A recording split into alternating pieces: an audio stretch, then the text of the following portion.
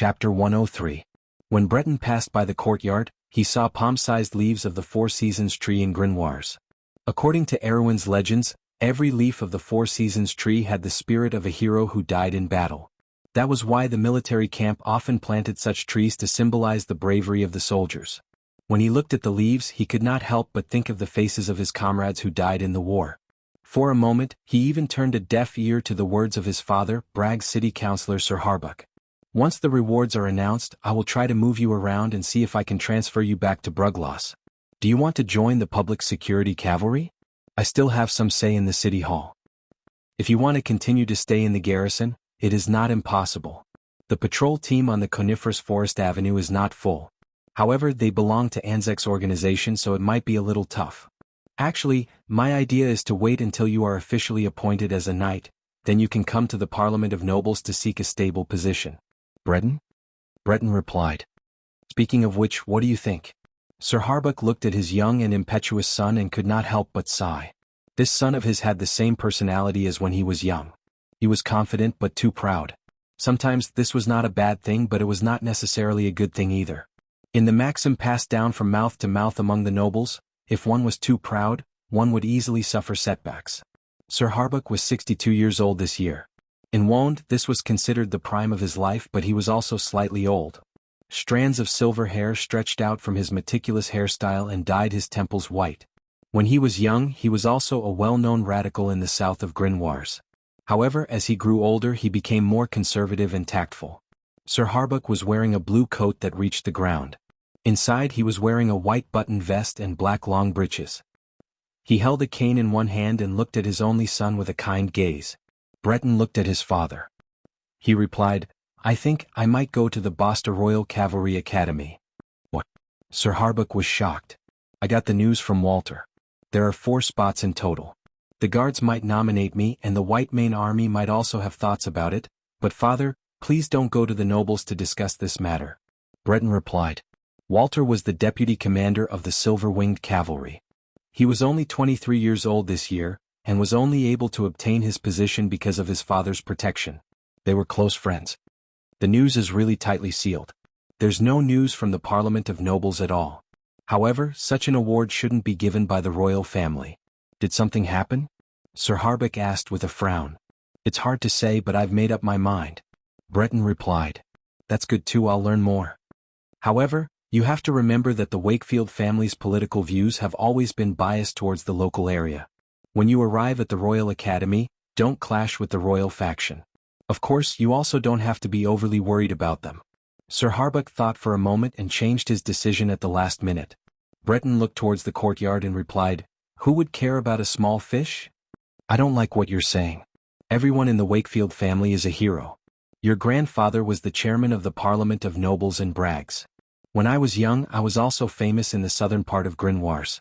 You are my son, so of course you won't be inferior to them. Sir Harbuck reprimanded. Breton remained expressionless. However, the father and son suddenly stopped talking as they saw a young man walking towards them. He wore a dark blue military uniform with a 32-year-old cavalry sword on his belt.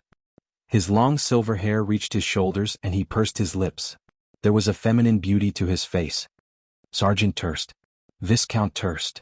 Sir Harbuck hurriedly pulled his son to the side and greeted him. The man who was called Turst was startled. He raised his head and looked at the old man and the young man with his amethyst-like eyes. He nodded and was about to pass. However, when his gaze landed on Breton, he suddenly stopped and smiled. He then walked past them and continued on his way. Strange? Sir Harbuck muttered to himself as he watched the young man walk away. What's the matter? Breton asked. Isn't that kid the Duke's illegitimate son? He has always been arrogant. Why does he seem a little strange today? Sir Harbuck replied. Breton turned around and looked at the young man's back. He did not reply, but when he turned around again he seemed to be deep in thought. When Turst pushed open the door to the Silver-Winged Cavalry's command post, the commander of the Silver-Winged Cavalry, Viscount Majeska, was staring blankly outside the window. This middle-aged man with a head full of white hair heard the door open and turned around. When he saw Turst, he relaxed. He took out his pipe and pointed to a seat for the man. He smiled and said, You didn't come very quickly, Sergeant. Because I had to chase away those troublemakers. The silver-haired man smiled and sat down. Just like the rumors said, Terst was the illegitimate son of the Duke of Grinwars. However, his mother was from the Sioux clan, a legendary lost silver folk. Because of this, he believed that the blood of the silver folk flowed in his veins. However, unlike the young man's cold and arrogant personality, Terst had a shrewd side. Otherwise, he would not have become one of the core members of All for One. However, this layer of relationship was not something that only the two of them knew. "So you saw those people?" Majeska asked. Terst nodded. The young man leaned back slightly and replied in a calm manner, "A young man and that red-bearded Batum. They are small fries in the lower ranks of the iron-ranked. There is nothing noteworthy about them. However, it is a pleasant surprise that there is a Butchie militia among them. Commander, I don't think I need to say more. You must have received the news earlier than me, right?" Majeska put down his pipe. "That girl is called Freya. She is one of the 4 candidates. What do you think?" "Interesting." Terst laughed. "Are you going to tell me that she is the illegitimate daughter of one of the higher-ups?" "That's enough. What does that have to do with us?" Majeska replied. "But if that is the case, then we will be able to rule out any suspicions. The one who killed Thor was a person, so he should be at least an iron-ranked or even a silver-ranked warrior. I wonder what that copper dragon Reto is like." The commander of the Silver-Winged Cavalry sat down and replied casually, "I heard that the Silver Pigeons faction was furious about this. They accused us of not appointing a silver-ranked or gold-ranked swordsman for that fool." The young man sneered, "It's just a substitute. It won't be too late to talk about it after we replace the famous Wolf Knight. The organization doesn't need trash. In fact, I've always suspected that Oberway might have noticed something was amiss that night." Majeska nodded. "Also, my men received news when they were investigating the refugees that night. There was a commotion in Fortress Reeden that night, and the location should be around the Parliament of Nobles. But as for what happened that night, only the nobles would know." Terst shrugged. "It's a pity that those idiots lost their lives without leaving a single one behind." Majeska asked, "What do you think Luke Besson would know?" "Even if that tiger knew, he wouldn't say anything. He's not on our side." Terst said with a double meaning. "Indeed, no matter if it's the White Mane Army or us, that bastard is an anomaly." Majeska replied. "So what do you plan to do? Aren't you in charge of this internally? Why are you asking me what to do? Sergeant Major, isn't this a little against the rules?" The commander was startled and laughed. Terst shook his head. "No, you're in charge of it now. I'm here to hand over the relevant matters and to ask for leave as a Sergeant Major of the White Mane Army." "What's wrong?" "There's news of the Lionheart." Majeska was startled. "That's fast. How did they get the news?" Terst smiled and did not reply.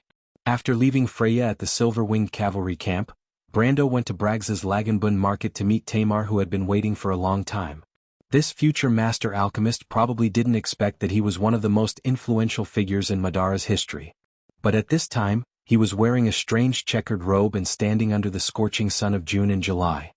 When he saw Brando, he still showed a respectful expression. "My lord, the things you asked for are ready." Tamar carried a heavy backpack and pulled his son along as he respectfully stood beside Brando. His respect was not because Brando was a noble, but because he was his savior. But his son was not as reserved as him.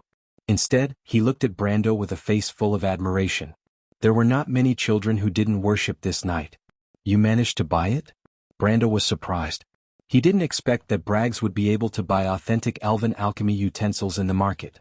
He asked Tamar to take a look, but it was just a casual suggestion. After all, the refined alchemy utensils produced by the merchants in the free port of Ampere Seal could also be used. Tamar looked at the young knight and replied, "I rented it from the local alchemy union. They asked for 2,000 tor." The future alchemist said so, but he couldn't help but complain in his heart. Normal alchemy did not require such good conditions. When he was in the noble parliament, he only used a second-hand set of alchemy utensils. This knight was good at everything, but he spent too much money. Brando slapped his forehead. He actually forgot about this. But it was even better if he could buy it. After all, he shouldn't be too short on money after this period of time. However, unlike Tamar, he had his own plans. He wanted to refine a set of poison daggers with 15 ounces of dryad venom and a set of cursed crossbows with 32 ounces of cursed bolts. Although he had some basic strength now, it was not his style to not have any hidden trump cards. The daggers could be sold to the nobles. The tree spirit venom was colorless and formless. Those who died from it would have the same symptoms as those who died from a sudden illness. For those who were below the iron rank, this was undoubtedly the best way to help them. The cursed bolts were a magic weapon that low-level characters needed to kill and commit arson. Of course, they were Brando's first choice. These bolts had a certain chance of inflicting fatigue, weakening, and increased damage on the enemy. Although it was easy to resist at high levels, it was very effective against enemies below the silver rank. The only downside of this item was that the materials used were too expensive. The soul of a mid-level necromancer was difficult to obtain under level 40. This time, Brando was only able to obtain it thanks to the useless nobles in Fortress Reden. Of course, making 35 ounces of equipment required a level 8 alchemy skill. For Brando, this was not a small problem. But fortunately, the elven alchemy utensils that he obtained increased his alchemy level by 1. If he had the help of a professional alchemist, it could even increase his alchemy level by 1. He also rented an enchanted alchemy workshop. He had just reached level 8, so it should be enough. P.S. My stomach is so bloated that I can't sleep. I haven't eaten for 2 days. That's all for today. I'll make up the rest tomorrow. To be continued. If you want to know what will happen next, please go to www.chidian.com. There are more chapters. Support the author, support the original reading. Chapter 104. Brendel lined up the 11 daggers that looked like handicrafts, and then used a silver hammer to break the tree crystal from the rotten beast's body and melt it into the alchemy liquid. Then he turned back and said, "Let's go. Tamar, why don't you give it a try?" "Me?" The middle-aged man standing behind Brando was slightly stunned, but his face showed an eager expression. Although this future master alchemist was usually taciturn, he couldn't help but talk loudly when it came to alchemy. But no matter how much he said, it was not as good as trying it out himself. Although Tamar had the title of an alchemist in the Parliament of Nobles, he usually only helped to purify some insignificant materials. After all, most of the nobles with a little bit of status had their own alchemists, and would not easily reveal their secrets. Thus, it was Tamar's first time refining a magic item with his own hands. Thus, when he looked at the 11 daggers, he could not help but gulp for a moment. Brando smiled and nodded. Tamar's alchemy skills had improved very quickly. When they first met, Brendel guessed that he should be a level 3 alchemist based on his actual ability and experience. Now, he estimated that Tamar was about to reach level 5. At this speed, it would not be long before this future master alchemist surpassed him and entered the ranks of professional alchemists. This made Brando sigh at the power of talent. Of course, this was also due to the large amount of practice in purifying the evening primrose, fluorescent moss, and black mage. Brando's own alchemy skills were locked at level 5 because of his identity as a commoner, so he simply gave all the practice opportunities to this future master alchemist, which led to Tamar's rapid improvement in the past month. But this master alchemist seemed to be unaware of his own talent, so when Brando expressed his intention to recruit him, Tamar gladly agreed out of gratitude for saving his life and recognizing his talent. He even took the initiative to reduce the commission by a large amount. Brando had originally proposed 30,000 years of annuity, but this future master alchemist only wanted a symbolic sixth of it. Hiring a master alchemist with 5,000 years worth of annuity, even a retainer would cost more than that. However, Brando wasn't worried. After all, aristocratic alchemists were very private. Generally, they wouldn't break the contract. Besides, he believed that he could afford to keep Tamar in the future. Because no one knew better than him how far this alchemy master could go. "Okay, I'll try." The middle-aged man only thought for a moment and immediately agreed. Brando smiled. What he admired was the other party's confidence in his field of expertise. When the alchemy lab quieted down, the young man casually picked up a history book from the bookshelf and started reading it. His knowledge of nobility and heraldry had reached level 6, and his scholar level had reached level 11. Other than leveling up his military swordsmanship to level 6+1, first aid to level 4 and white raven swordsmanship to level 2, he also learned weapon mastery, mercenary, crossbow mastery, mercenary, camouflage and tree resilience. Weapon mastery was a skill exclusive to both mercenaries and warriors. It was also the core skill of a mercenary. It was only level 1 and the core introduction was only 1 sentence. A character with this skill would have learned all military and simple weapons, even if they had never done any training before. To put it bluntly, weapon mastery saved a lot of skill experience, and it was also suitable for a mercenary's role in the battlefield. If a character wanted to be proficient in all weapons, how much skill experience would be wasted if they didn't learn weapon mastery? In the end, it was about 12 to 13,000. This was a huge investment even in the later stages of the game. Therefore, many of the other professions in the game were mercenaries and warriors. Most of the time they were doing it for this skill. But in other words, other than warriors and mercenaries, there were very few professions that would use that many weapons. Crossbow mastery was an in-depth training for crossbows. Different professions often had different weapon mastery, but mercenaries had almost all weapon mastery skills except for wands, scepters, and wands. In this aspect he was even one step ahead of warriors. After all, mercenaries were synonymous with being versatile. He could even practice magic, but the result of being proficient in everything was that he was proficient in nothing. This was also the biggest flaw of the mercenary profession. Concealment came from nightingale and other professions that were often active in the dark, and tree resilience came from druid. This was an active self-protection skill, and also one of the most practical non-core skills of druid, *. It could convert mana for a period of time, turning the whole body's skin into a tree trunk. Every level increased natural defense by 50%. This skill was very practical when paired with a large number of natural defense amulets. It was also one of the most commonly used battle structures in the later stages of the game by Brando. Of course, the main reason was that these two skills were clearly marked in Braggs's Royal Geographical Society, *. The young man naturally wouldn't let them go. There weren't many opportunities to learn cross-profession skills, not to mention this kind of skill that didn't require him to do any missions. Of course, after learning these skills one by one, the hundreds of skill experience points that he had painstakingly squeezed out from the scholar profession were all used up. In fact, Brando also knew that the skill experience points in the game were originally a means of compensation. The game required players to level up their skills through practice and usage. But Brando didn't have the time to do so. Thinking back to the battle in the Valley of Sharp Stones, his swordsmanship was only about 6+2. But Brando had only flipped a few pages of the book in his hand when Tamar's alchemy was completed. The future master alchemist excitedly took out a dagger and said as if he was a child showing off his toy, "My lord, it's done." So fast? Brando secretly looked at the time. The hourglass had only dropped a third. No waste? No. Tamar shook his head confidently. Brando couldn't help but be amazed. Tamar's first attempt at making a magic item didn't have any waste. This was not something that ordinary people could do. He remembered that his failure rate in the game was as high as 46% before he made 100 alchemy attempts, and that was considered to be one of the better ones among the newbies. He sighed and took a look at the dagger. At the same time he opened the attribute panel. These little things were bought from the blacksmith's workshop. They dealt 1 to 2 damage, but this time there was a 1 to 1 poison suffix behind it. The name of the dagger was also changed to Tree Essence Poison Dagger. The tag was black iron. Brando put the dagger back on the iron plate. He thought for a while. This little thing could probably be sold for 2,000 tor per dagger. After all, most of his customers were low-level nobles or rogues. The nobles had their own personal alchemists and they looked down on these little things. 20,000 tor was still a little far from the amount he promised the little Roman. But the young man did not panic. He took out the high-quality tree crystal from the golden demonic tree and a dwarven dagger that Batum bought. The next one is a little more troublesome. "Let's do it together, Tamar," he said. Together? Tamar was a little surprised. Most alchemists completed their missions alone, but at most they would work together with wizards.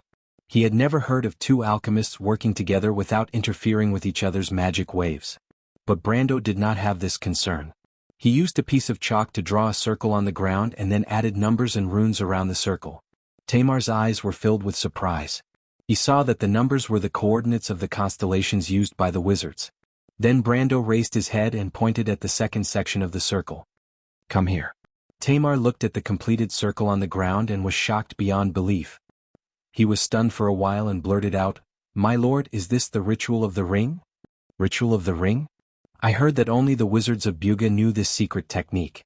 The great wizards who stood on the main planet could use the power of many people to complete spells or alchemy. My lord, this is?" "More or less, this is a simplified version of 16 people. When I have the chance, I'll draw a complete circle of 32 and 64 people for you to see." Brando nodded. What was inconceivable in Tamar's eyes was a skill that every player in his world must master. The middle-aged man's eyes immediately lit up with fanaticism. The future master alchemist nodded his head and stood in the middle of the magic circle with an eager look, as if he was even more eager than Brendel to witness the power of the magic circle. Brando smiled and picked up the short sword. The short sword of the dwarves was made into a beautiful long-pointed trapezoid according to the aesthetic style of the people of the mountains. The surface of the sword was infused with the magic of the rocks. The young man put his finger on it and sensed that it was a spell similar to the rocky edge. But fortunately, the magic of the earth and the magic of nature did not conflict, so it did not affect his next work. So he picked up a fine gold chisel and made a hole in the short sword. Badam finally could not help but yell at the door. "What the hell are you yelling for, Badam?" Brendel's hand almost trembled from the shock. If it was not for the fact that he was skilled in martial arts, the sword that added 1500 tor would have been scrapped. At this time, Brando did not have the money to buy another one. The red-bearded mercenary knew that he almost got into trouble, so he did not answer. However, his heart was bleeding. Ordinary craftsmen would be heartbroken if they saw this knight destroying the work of the dwarven ironsmith, right? Unfortunately, Brando did not have this awareness. He picked up the chisel and hammered it again. This time, Badam's heart was pounding. But Brando ignored him. He picked up the sword, inserted the crystal of the golden demonic tree into the hole, and then nodded to Tamar. The two began to draw runes on the two sides of the short sword. About half an hour later, a brand new magic weapon appeared in front of the three of them. Brando picked up the pointed sword. The golden earth runes and the green nature runes reflected each other. But more importantly, its attribute was changed to 3-4 attack, 3-3 poison. This meant that the lethality of this sword was comparable to the Thorn of Light. Of course, other than the fact that it was not as sharp, there was also the fact that it did not have any additional magic attribute. But just this sword alone was enough to be labeled as a brass-grade weapon. It would not be a problem to sell it for 100,000 in the underground black market. Because no matter if it was a noble, an adventurer, or a mercenary, they would not mind having a good sword. Even some knight who was not bound by the rules of the world would not be an exception. Brendel looked at the sword and wiped the sweat off his forehead. This was the first time in this world that he had crafted a magic equipment that was above 15 OZ. 14 layers of runes almost made him collapse, but the rewards were still plentiful. Not to mention that the sword was perfect beyond his imagination, he even felt that his alchemy skills were showing signs of a breakthrough. Brando was almost certain that once he obtained the identity of a noble knight, his alchemy skills would immediately break through the current level and reach 5+1. He looked up at Tamar and saw that this future master alchemist still had an unsatisfied look on his face. Tamar's eyes were shining as he said, "My lord, I think I have figured out some things. If there are no accidents, it is only a matter of time before I master a higher level of runes and magic circles. A professional alchemist." Brando was overjoyed. It seemed that he would have to add a professional alchemist to his team. For non-players, level 5 was a bottleneck. Once they broke through level 5, they would be able to reach level 10 in alchemy. Once they reached level 10, they would be able to create dragon-slaying arrows, 40 ounces. This was good news. P.S. I've been fooled by some idiots in LK again. Some idiots always use the most malicious words to speculate about others. What I want to say is, since you hate me so much, you shouldn't read my book. I don't want to disgust your discerning eyes. Seeing that she was reading my book while scolding me, I couldn't help but feel sad. Could it be that she was the legendary M, a natural bottom? Her Buddhist name was not masochistic, not comfortable skiver. The word count is about to exceed the limit, so I'll continue to talk to everyone in the next chapter. Chapter 105. Tamar had unexpectedly reached level 6 alchemy. With the advantage of equipment and location, Brando could leave the crafting of the cursed crossbow to him without worry. Then the young man took the poisoned dagger and the dwarven sword, called Badam and prepared to meet the cripple in the Black Pepper Alley. He had been looking forward to meeting the cripple called Roan for some time, especially since he was eager to know if there were any follow-up quests for the Ring of the Wind Empress. From what he knew, the cripple had some connections with Braggs in those gray areas. Maybe he could even rely on the cripple to introduce him to those underground auction houses. Badam's red beard was too eye-catching, so the two of them put on a cloak to conceal themselves and left the house. Brando didn't see the merchant lady who said she would follow him. He didn't know where she had gone on her adventure, again. But just as he pulled down the edge of his hood, he heard Badam say from behind, "Master Knight, I thought about it and felt that your method was not reliable enough." What? Brando hid the elven sword under his cloak and turned around to ask. "There were many refugees who saw us.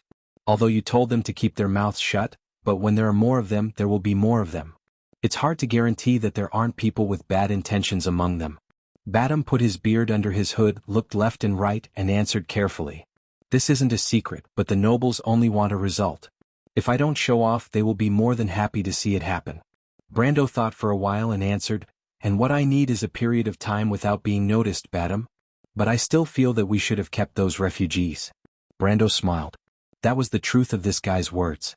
He shook his head and said, gathering the refugees openly would attract too much jealousy. Besides, not everyone is willing to follow us. Badam, people will grasp at straws when they are in trouble, but they won't hold on to them all the time. Badam nodded, but in his heart he was somewhat disapproving. He thought that there might be a better way. Judging from Brando's way of doing things, Brando had always been by the young knight's side. Of course, he could tell that Brando was ambitious. Therefore, he hoped that Brando would pay more attention to the cultivation of his own strength. However, that was not what Brando was thinking about. He was more worried about attracting the attention of All for One. There were not many people who had seen him in Fortress Reden who were still alive, but if he performed too well, it would inevitably arouse suspicion. However, when he killed the White Knight, he only had a few close friends with him. This was his biggest reliance. Most people would find it hard to take a Black Iron ranked player like him seriously. But no matter what, there was still time. As long as he quickly grew stronger, All for One would be nothing more than a ghost hiding in the dark.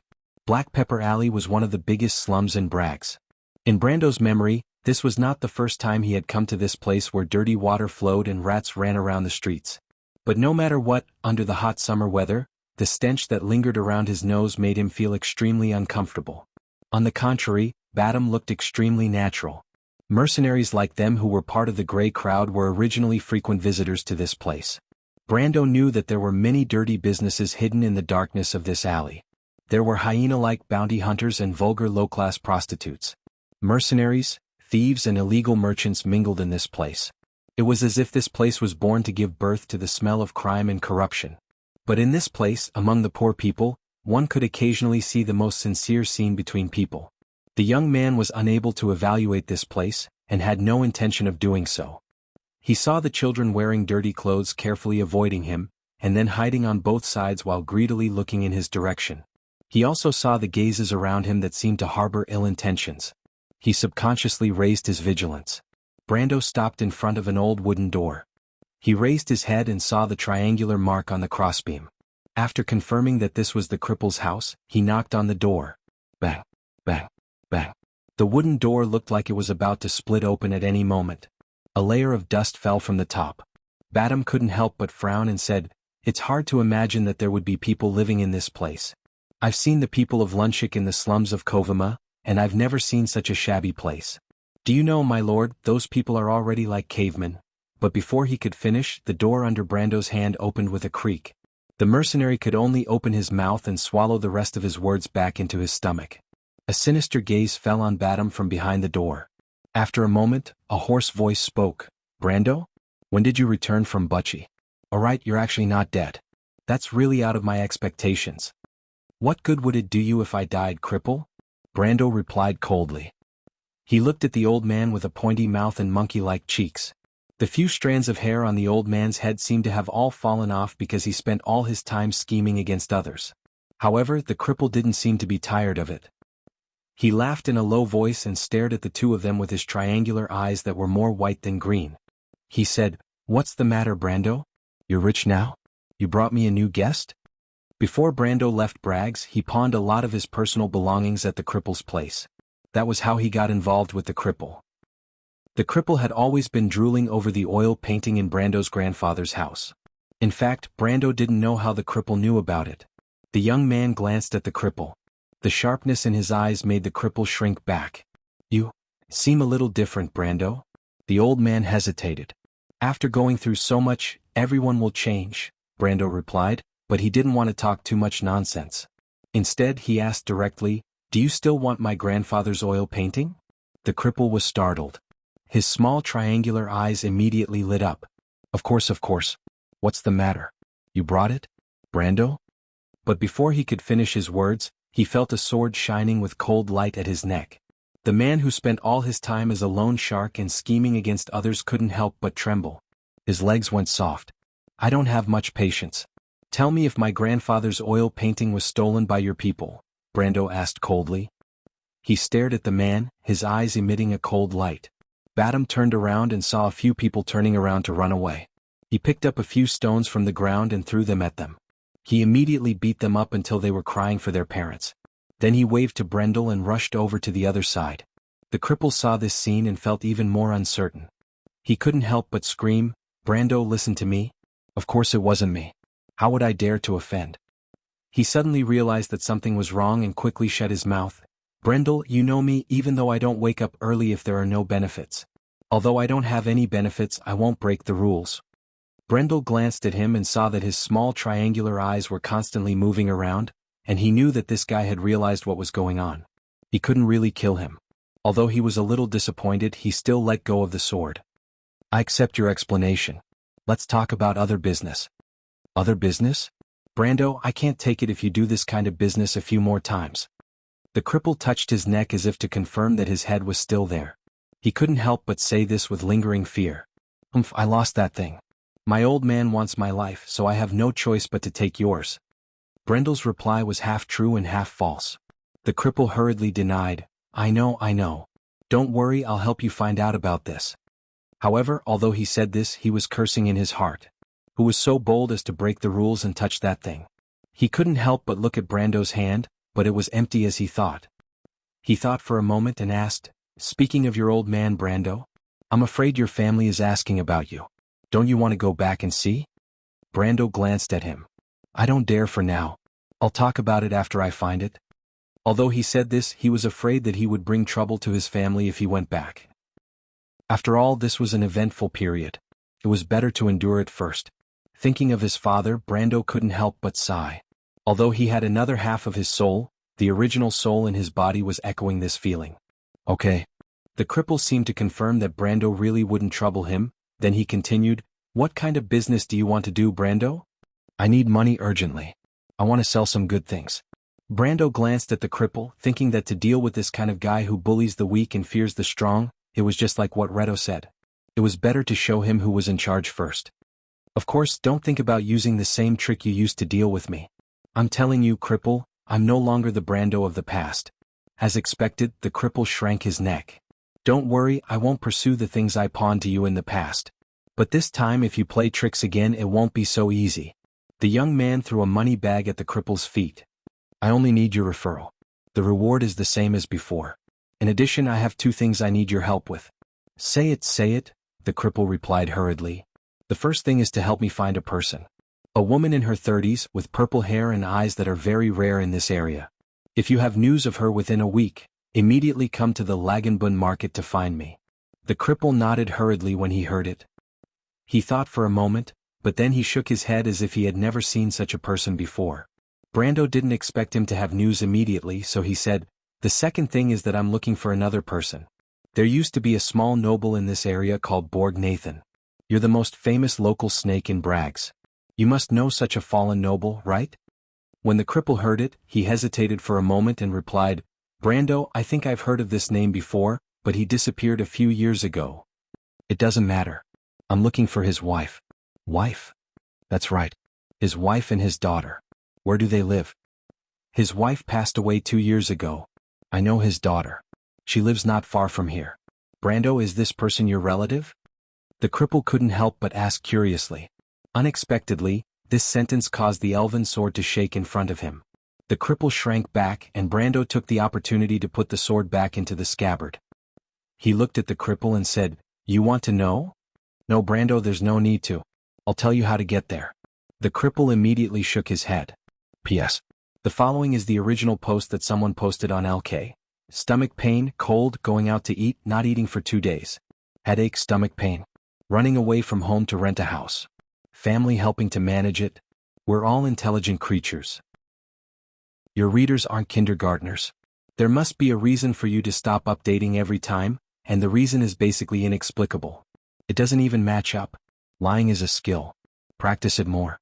Looking at this post, I couldn't help but feel disgusted. It turns out that my insistence on writing every day with stomach pain is a lie in the eyes of some people. My insistence on writing when the internet is cut off is also a lie. Damn, even if I want to find an excuse for being lazy, I have to be really lazy first. Everyone, calculate the number of words that Amber has written since he entered V. Not including today's update, there are 365,000 words. Excluding the 240,000 words in the public version, as of the 15th, there are 120,000 words in 15 days. That's an average of 8,000 words a day. This is called being lazy. Amber's writing is serious, but like many books, it's full of sloppiness. Everyone can see that. Seeing my own efforts, my own pain being called worthless by some idiots, my own efforts being ignored, my own pain being called a lie, it's really painful to die. Fortunately, these kinds of idiots are in the minority, and there are even more friends who are silently supporting me. Thank you guys are the motivation for me to continue writing. Here I'm especially grateful to Frogda and Bloodda for supporting and defending me in that post. You guys used evidence to slap some trolls in the face, it's really satisfying. I sincerely hope that some trolls get out of this book. This book is in your way, please have some self-respect. It's Chinese New Year, don't be like me whose stomach is so bloated that it's about to explode, and it's so painful that I can't even sleep. Chapter 109.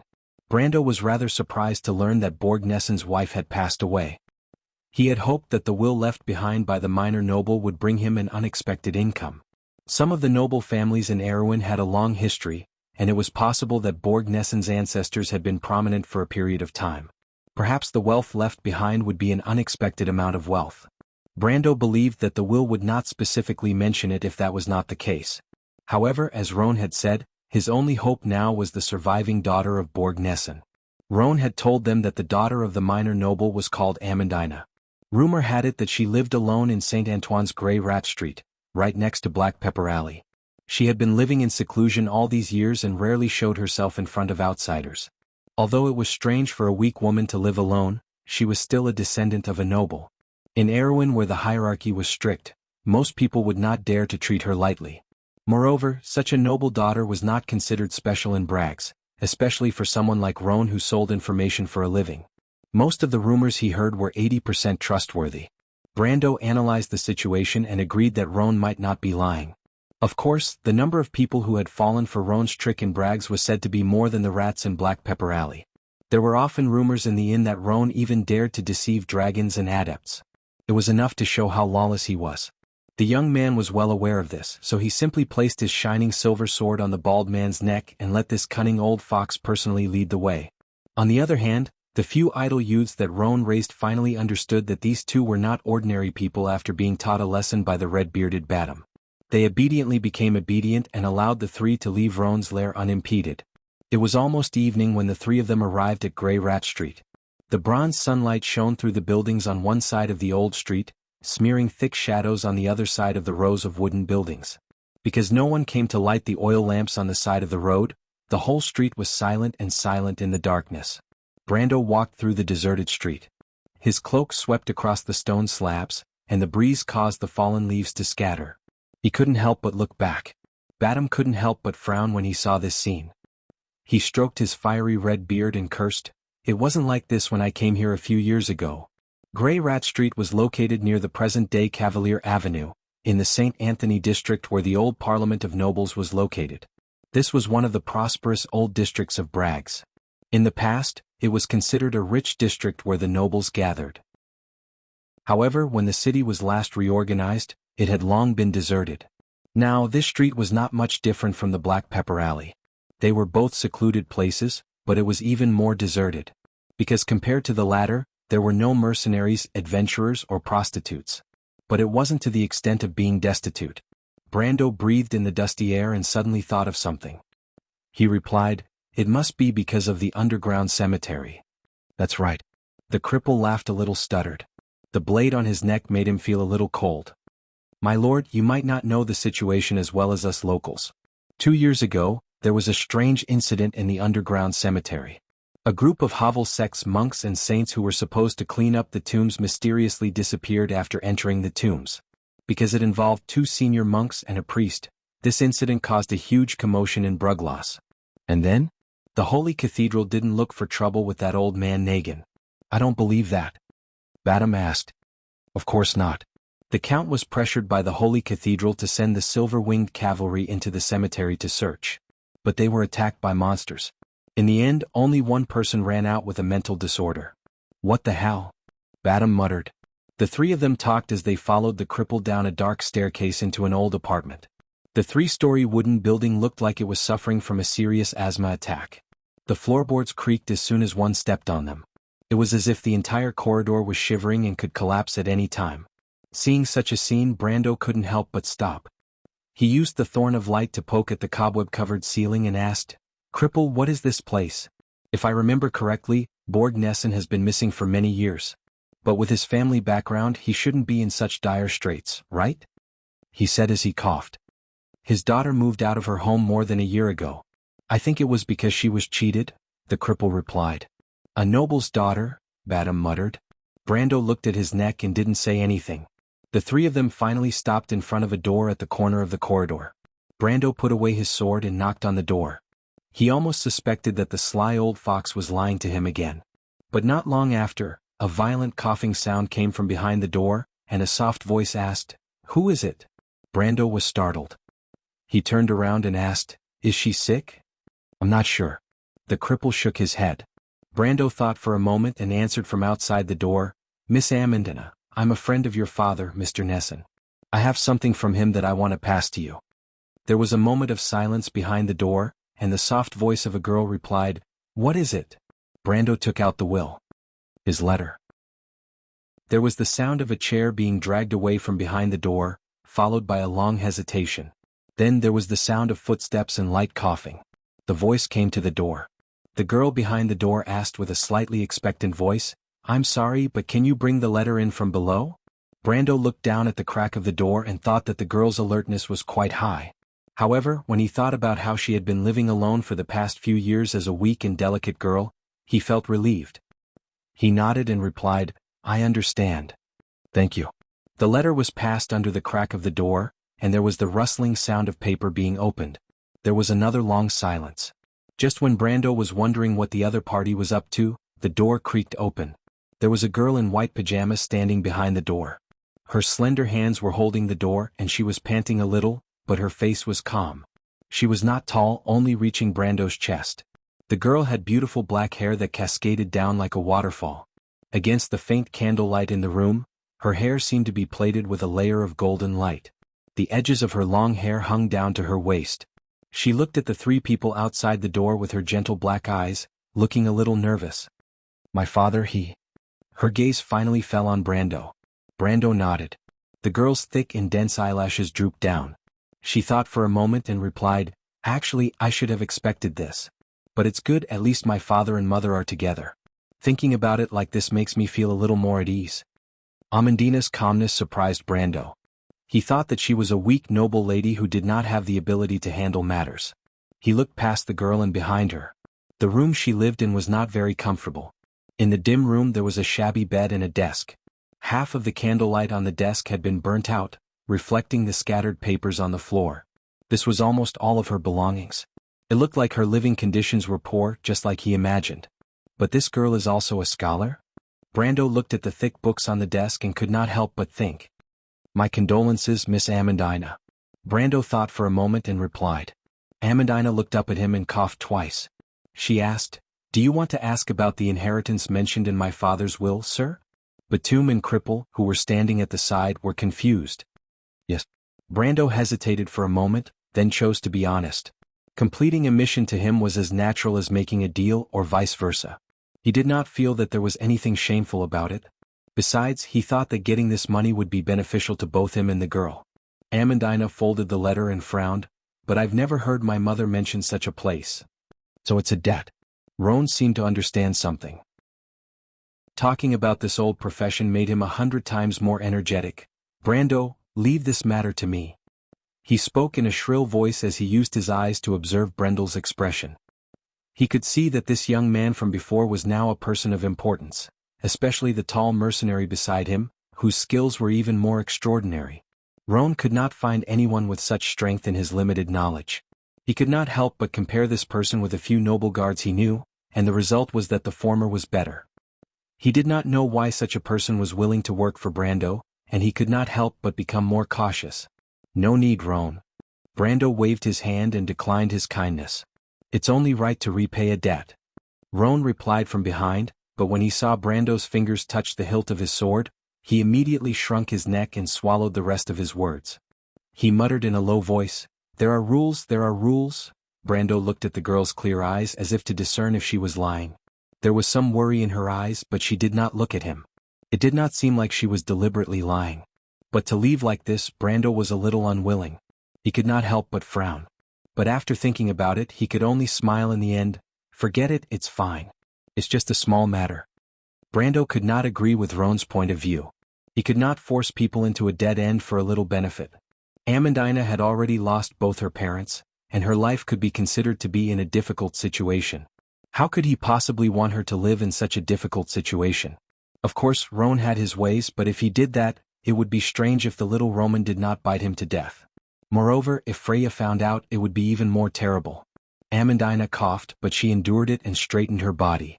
She shook her head and said, "Sir, I don't need your charity." Brando was stunned. P.S. I was discharged from the hospital. I had to take 6 days of fluids and 4,000 gold coins. Then the doctor chased me out. He said that there would be no more beds for the spring festival, and I would have to come back in March for surgery. Damn it. This is a terrible system problem. Comrades, you must take care of your body. Pay attention to your diet and have a regular schedule. Sigh, what a tragedy. I didn't listen to the advice of the elders before, but now I'm in trouble. The pain is excruciating and I can't eat meat for the next 1 or 2 months. I can only eat porridge and vegetables. Oh God. Translator, Endless Fantasy Translation Editor, Endless Fantasy Translation. Chapter 110. Not only was Brando surprised by her answer, but even Badam and Roan also raised their heads to look at her. Amandina stared at the young man and replied, "Don't worry, sir. Whether it is to fulfill my father's promise or to express my personal gratitude, I will complete this task." Brando was taken aback. He could not help but look at the noble's daughter, as if trying to discern whether her answer was due to pride or stubbornness. However, from the firm and clean face of the young man, he could read a combination of both, and even a little bit of confidence. Where did her confidence come from? Brando was at a loss for a moment. The development of this matter was getting more and more out of his expectations. "How do you plan to complete this task, little girl?" Badam asked from behind. He looked at Amandina from head to toe, and could not help but use the vulgar and teasing tone of a mercenary to reply, "Even though you can be considered a pretty little girl, our lord already has a fiancée, little girl." Amandina was a noble's daughter. Even though she was in dire straits, she had never heard such vulgar words. She was so angry that her pale face turned red, but she did not want to talk to a vulgar guard. She could only look at Brando, her eyes filled with disappointment. Then she turned around and walked to the desk, opened the drawer and took out a scroll. She hesitated for a moment, but in the end she walked over and handed it to Brando. "I believe its value is not lower than your estimate, sir." She thought for a moment and answered simply, "What is this?" Brando asked, "My work." Amandina was a little nervous when she said this, but she immediately became confident again. Roan snorted at the side. Badam looked at him and could not help but poke him. "How much money do you think this little girl owes our lord?" Roan was stunned and could not help but raise his head to look at this guy. Even though Badam's long hood covered his face, the short cripple could still see the beard on his face. "You don't know?" he asked. "Of course," Badam whispered. "Why should I know?" "I thought you knew." Roan glanced at him and began to calculate for him. A noble like Borg, even if he's a little down, he should still be able to leave behind at least 1 or 2,000 Tors worth of annual income. That's close to 100,000 Tor coins. It's not a lot, but it's not a little either, old friend. That is indeed a large sum of money. Badam nodded. "Are you saying that the scroll in Sir's hand is worth 100,000 gold coins?" "I didn't say that, but it's possible if it's a painting by a famous artist. It's not surprising that some master's works are worth millions. However, that little girl had already said that it was her work. To tell you the truth, I don't think any of her works are worth that much. Otherwise, would this little girl still live in this kind of place?" "You're really a snob." "This is only a reasonable speculation, my lord." Amandina could not help but clench her fists when she heard their conversation. Brando held the scroll in one hand and did not stop the conversation between Roan and Badam. He was a little confused at this moment. What is this scroll? Is it a magic scroll recorded on a long piece of parchment? Or is it a copy of an ancient document? Or is it just as Roan said, Amandina's painting? He had seen many of these scrolls in his past life. Some of them were priceless and some of them were worthless. He stared at the parchment that was burnt to a crisp. It was a thick stack of parchment. The paper was not of good quality, but it felt heavy in his hands. For a moment, he was unsure where Amandina's confidence came from. "Can I take a look at it?" he asked. "It's already yours." Brando nodded and carefully opened the scroll. What entered his eyes was a complicated line drawing. A large number of lines formed a mechanical pattern. Mysterious patterns and magic circles filled the drawing. Every blank space was filled with a long explanation in beautiful handwriting. Brando only took one look and felt the world spinning. It was not a surprise, but a sudden realization. So that's how it is. He immediately closed the scroll with his heart beating faster. This was the design of the most primitive mana-conducting device. The drawing was quite rough and could not be compared to most of the mature products in this era. From the drawing, it could be seen that the designer did not have much talent in this field. Could even be said to be clumsy. Because of this, it was a clumsy work. But at this moment, Brando's heart was filled with understanding. So that's how it is. How did Origin, one of the top 10 player factions in the Amber Sword, obtain the blueprint from the production and design of the mana-conducting device that was monopolized by the Empire's royal family? How did it open the prelude to the era of independence for the players? So that's the answer. Brando did not expect to encounter such a thing before he came here. He had never connected this weak girl with one of the top 10 puzzles in the Amber Sword in his previous life. They seemed to be two completely unrelated things. He did not even consider the possibility in that direction. If he had to describe his feelings at this moment, it would be that there was no warning and he was caught off guard. It turned out that the leader of Origin, staff, did not infiltrate any of the empires. He had completed this hidden quest line from the beginning. Brando used almost all of his willpower to keep his expression from changing too much. The blueprint in his hand could be said to be of epic-making significance. There were 3 kinds of power in this world. The first kind of power was called the elements, or a higher level of existential power. Fire, wind, water, earth, truth and law, time and space, and even matter itself were all existential powers. Those who could master this power were called warriors, elementalists, wizards and all kinds of powerful beings. It was just that different powers showed different characteristics in their bodies, but they all had a common measurement, which was OAth, energy level. The power of the elements was a hidden existence in different people until the power of the person exceeded 500 energy levels, OZ. In the description of the Holy Cathedral of Fire, it was called Elemental Awakening. Since then, these people would be crowned with the title of Knight of the Holy Cathedral. This would be a long and even untouchable process because in Wand, most people were born with only 0.3 energy levels, OZ, in their bodies. They would not be able to reach such a height even if they spent their whole lives. But the heavens always favored some people, and there was no lack of such people in this world. They were born with such qualifications, so they were called the chosen ones. The second kind of power was not human. It was called the power of God, which was also the power of faith. The gods in Wand had long been divided into 2 divine systems, Hilmer and Inca. Hilmer was secular, while Inca was arrogant, but the gods controlled the sun, moon, stars and the laws of all things on earth, so they were called gods. Their existence depended on this world, or it could be said that they were the projections of the laws in the sky. They did not need people to worship them, but the small mortals feared these powerful beings and developed faith in them. The gods also responded to their people. This response was the power of God, the power controlled by the priests. The source of this power was the will of the gods to transform this world, and also the care of the high and mighty beings for their children. Because of this, there were many sects on earth arguing day and night. The arguments between them originated from the misinterpretation of the gods' will, or the confusion of the gods themselves to transform this world. As for the third kind of power, it was the power of wisdom, and also the power of mortals to transform the world. The magical device in Brando's hand was also known as the mana pivot. It was the source of all magical power in this world. Through the non-artificial, mechanical, conversion of the energy in magical elemental crystals, it could provide power for small magical guns, large warships and even floating cities.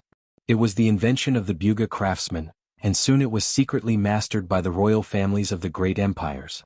This brand new power created by mortals quickly changed the structure of this world.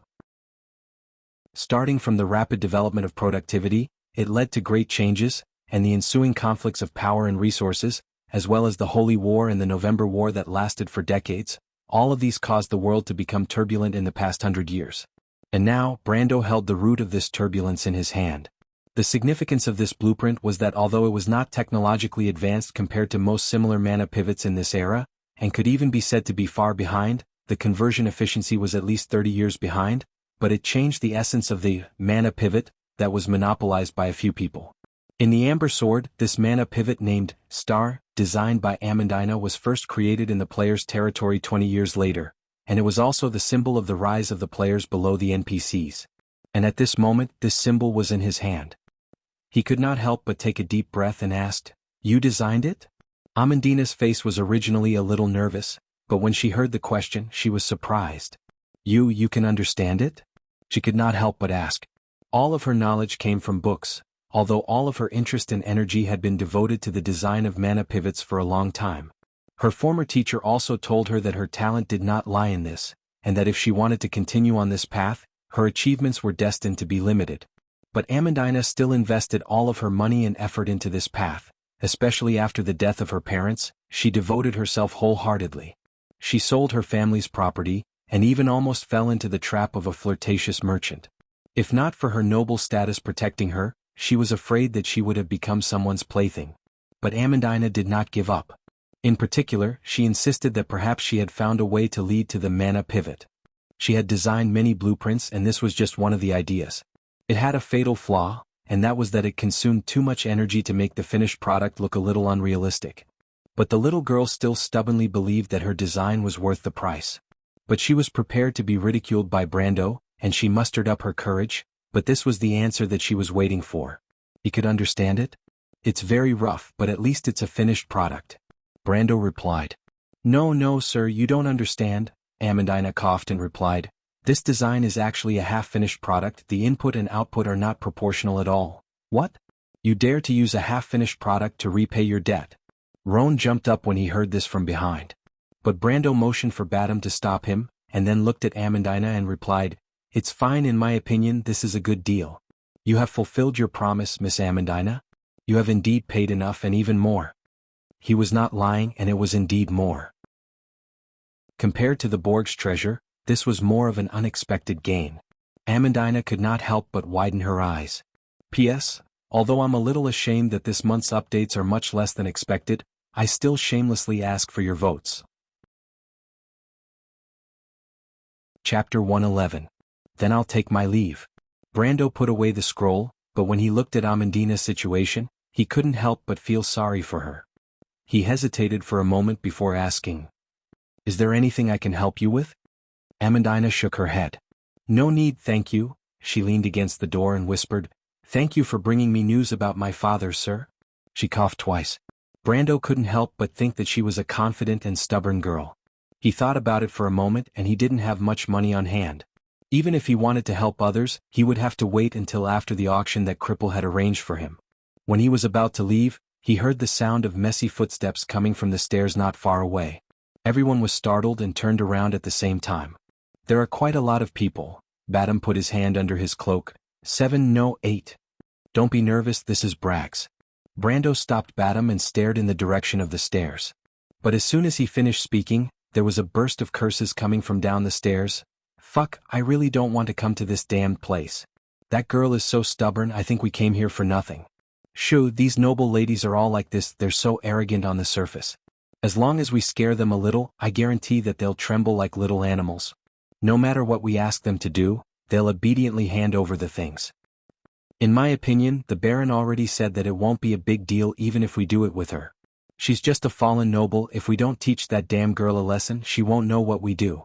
What do you know? How can you believe the words of a noble? They're worse than the demons in the underworld." A group of people appeared at the corner of the stairs just in time to meet Brando, Badam, and the others. There were exactly 8 of them, and all of them were wearing the new light gray uniform of the public security cavalry. They obviously didn't expect there to be people upstairs, and almost all of them had an expression of surprise on their faces. Their eyes first fell on Amandina, then back to Brando and Badam, and finally to Cripple, who was blocked at the back. "It's you? Cripple, what are you doing here?" The leader frowned and asked. Brando stopped Cripple and asked, "Who are they?" "A hooligan from Hood District. I didn't expect you to become so pretentious after not seeing you for a few days. You're even wearing leather." Cripple's eyes flashed as he stared at the security cavalry uniform on the other party. It seemed that he didn't like these people. Nothing good comes out of a dog's mouth," a person on the other side cursed. But the leader stopped his comrade. and Brando's actions showed that he was the leader of the three. The leader couldn't help but feel a little confused. Even though Cripple from the Black Pepper Alley wasn't a great person, he had always been a loner and was famous in their circle. But today he was with these two unknown people. What was the meaning of this? Especially when they were together with the daughter of the fallen noble, things became a little troublesome. You are. He thought for a moment and decided to test them first. Brendel glanced at him but did not pay any attention to him. He turned back and saw Amandina's hands gripping the door frames so tightly that her joints were a little white. The girl lowered her head, and even though she didn't speak, these subtle movements made the young man feel the fear and panic in her heart. He thought for a moment and asked, "Are they here to cause trouble for you?" Amandina nodded. "What's the matter?" "They said that my father owes them money." "Your father can't be a gambling addict, right?" "Why do they all lack money?" Cripple, who didn't know the truth, muttered from behind, but he immediately saw the girl's eyes that were about to spit fire. He was so scared that he subconsciously swallowed the rest of his words. "Does your father owe them money?" Brando asked. Amandina's eyebrows furrowed and she shook her head. "How could my father have dealings with people like them?" Brando thought for a moment and turned back. "And who are you?" His words were steady and powerful, and the leader of the group saw that Brando spoke in an orderly manner. He was already a little afraid and his heart skipped a beat. He thought that this young man must have some backing. Even though he couldn't see Brando's face under the shadow of his hood, he could tell his age from his voice. He hesitated for a moment and didn't dare to blame Brando for ignoring his rudeness. After thinking for a while, he said, "We are the Knights of the Order of Knights under Hadel's rule. Amal, John, and these are my brothers. We were entrusted by Viscount Turst to collect the debt." "Since when were the Knights of the Order of Knights in charge of this?" Badham crossed his arms and couldn't help but sneer at the back. The 7 or 8 people in front of him were embarrassed. A few weeks ago, they were just a bunch of commoners who hadn't seen much of the world. Now that they were in front of this mysterious young man, they couldn't do anything and they couldn't refute him either. The leader of the group wanted to slap himself in the face, but he didn't expect to be caught red-handed. Fortunately, one of them couldn't help but grumble, "It's only right to repay a debt."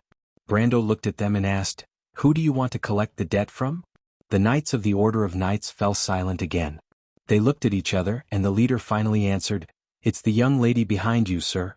Her name is Amandina, and her father owes Turst a large sum of money." Brando scratched his ear. Turst's name sounded familiar, but he couldn't quite remember it. He thought that this kind of person must have a certain level of fame in the Amber Sword, but had deviated from the main story. This kind of person was either an insignificant character like the Golden Apple Lord, or a person who was better at hiding his or her identity. He turned around and asked, "Who is Turst?" "A young man about the same age as you. He's the deputy of the leader of the Silver-Winged Knights, Medshk. There are rumors that he's the illegitimate son of the Duke." Roan's face changed and whispered, "Brando, it's best if we don't get into a conflict with these people. They're Turst's men and you can't afford to offend them." The old man couldn't help but wipe the sweat off his forehead. Fortunately, he didn't speak too disrespectfully, or else he would have gotten himself into trouble. But once he regained his composure, the cunning old fox began to think about how to get out of this mess. But Brando heard the hidden meaning in his words and smiled. "Cripple, you seem to want me to get into a conflict with this Turst that I've never met before?" he asked. No, I wouldn't dare." The cripple Roan laughed awkwardly. He didn't expect the other party to see through his little trick so easily. But he didn't know that Brando knew his little trick like the back of his hand. Brando looked at Amandina again, and saw that her face had turned pale. She had obviously heard Roan's words. Compared to her father, Medshk and the Duke of Grinoires were people of a higher status. If these people wanted to cause trouble for her, she could only close her eyes and wait for death. But Brando thought that Medshk, the leader of the Silver-Winged Knights, was a noble with a military background, but in reality he was a lackey of the Unifying Guild. Turst didn't have much of a reputation in the Amber Sword, and the only thing he was famous for was his illegitimate son. Brando finally understood why he wasn't sensitive to this person's name. The only thing that puzzled him was that it was rare for the nobles of Wone to kill each other. Even if the royal family tried to seize power, it would only be done under the table. Turst knew about Amandina's situation, but what was the meaning behind his actions? Was there a grudge between the ancestors? It didn't seem like it. Brando couldn't help but think that Turst might have taken a liking to Amandina. That was not impossible as the nobles often played this game. But this is a little troublesome. Let's not talk about whether she's willing or not, but I'm not willing either. The value of the designer of the mana conduction device is almost immeasurable. I'm not going to let her slip away from me. I didn't want to express my desire so urgently. Firstly, I want her to lower her guard, and secondly, it's the nature of a merchant to bargain when doing business. But it seemed that the plan had to be changed. He turned around and asked, "Does your father know Turst?" Amandina quickly shook her head. She was a smart girl and immediately figured out what Turst was trying to do, just like Brando. She had never seen Turst before, but his methods were disgusting. She subconsciously thought of the closest person she could rely on. She couldn't help but look at Brando, feeling a little nervous. However, Brando did not disappoint her. The young man immediately drew his sword after hearing that. The gleaming elven sword sent chills down everyone's spines. Drawing his weapon meant that the negotiation was over. However, the leader still wanted to salvage the situation. He cleared his throat and was about to speak, hoping that Brando would consider Turst's influence, but before he could, Brando had already swung his sword. Swoosh! A ripple passed by everyone, like an invisible gust of wind. The pressure of the wind made everyone's hair flutter in the air. That was only for a moment. Then, with a click, a button that was nearly 5 meters long was opened on the ceiling. There was silence in the dim corridor. P.S. Thank you, my friends, for your concern and love. To be continued. If you want to know what will happen next, please go to www.chidian.com. There are more chapters. Support the author, support legal reading. Chapter 112. Sword Aura. Roan's expression changed. He could not help but take a closer look at Brando. He suspected that this young man was not the one he knew. The Brando he knew was just a young man who came out of the militia. Perhaps he had some reputation for his swordsmanship, but it was impossible for him to become a master swordsman who had awakened his elemental power in just half a year, right? Amandina gripped the door frame tightly, then let go. The sudden turn of events had exceeded the limits of her imagination. She bit her lips. She did not expect that the person who brought news of her father would be a gold-ranked swordsman. Such a young great swordsman. She could not help but wonder if this young man was actually an enlighter who was born with the power of a level 1 elementalist. Batum crossed his arms and remained calm. He took in everyone's reaction and couldn't help but chuckle in his heart. The first time he saw this knight display such a sword technique, he was also shocked. Of course, he also had a faint sense of superiority because he knew that Brando's true strength was not limited to this. As for the Knights of the Order, they were already stunned. They tried their best to guess Brando's identity, but even with their limited imagination, they could only think that he was a noble, or even a descendant of a large family. They didn't dare to think about it any further. But who would have thought that such a young swordsman would appear in front of them? Of course, it was possible that Brando was not a great swordsman at all. But he did not mind creating such a misconception in front of these people. Just like what he wanted, this impression was deeply engraved in their hearts, enough to make them want to retreat. Brando retracted his sword and replied, "Did you hear that? This young lady said that her father does not know Turst." But the leader finally recovered from the shock and spoke subconsciously with a conflicted expression. Brando secretly made a gesture to Batum. "But what? Hurry up and get lost." The red-bearded mercenary looked at Brando and immediately turned back to order sternly. The few of them looked at each other. Brando clearly did not want to reason with them.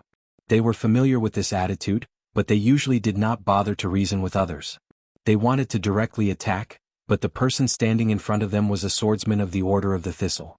Even without the bodyguard's help, the young man alone could take them all down in 10 seconds.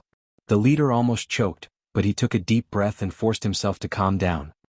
He replied, "I understand, sir, you have decided to interfere in this matter. In that case, I hope you can let us know who is going against Lord Turst." Brendel glanced at this guy and thought that he was quite the character to use words to provoke him. He was a real noble, but he was a swordsman. However, he was also secretly vigilant because if he refused to answer, it might cause these people to suspect his identity. The leader of this group was quite clever. This kind of scheme that was put on the table could be said to be an open conspiracy. The Owl John. Brendel made a mental note of this name. He thought for a moment and smiled inwardly. He took out a piece of paper from his bosom, folded it in half and threw it over. "Give this to your Lord Viscount. As for my identity, you are not qualified to know."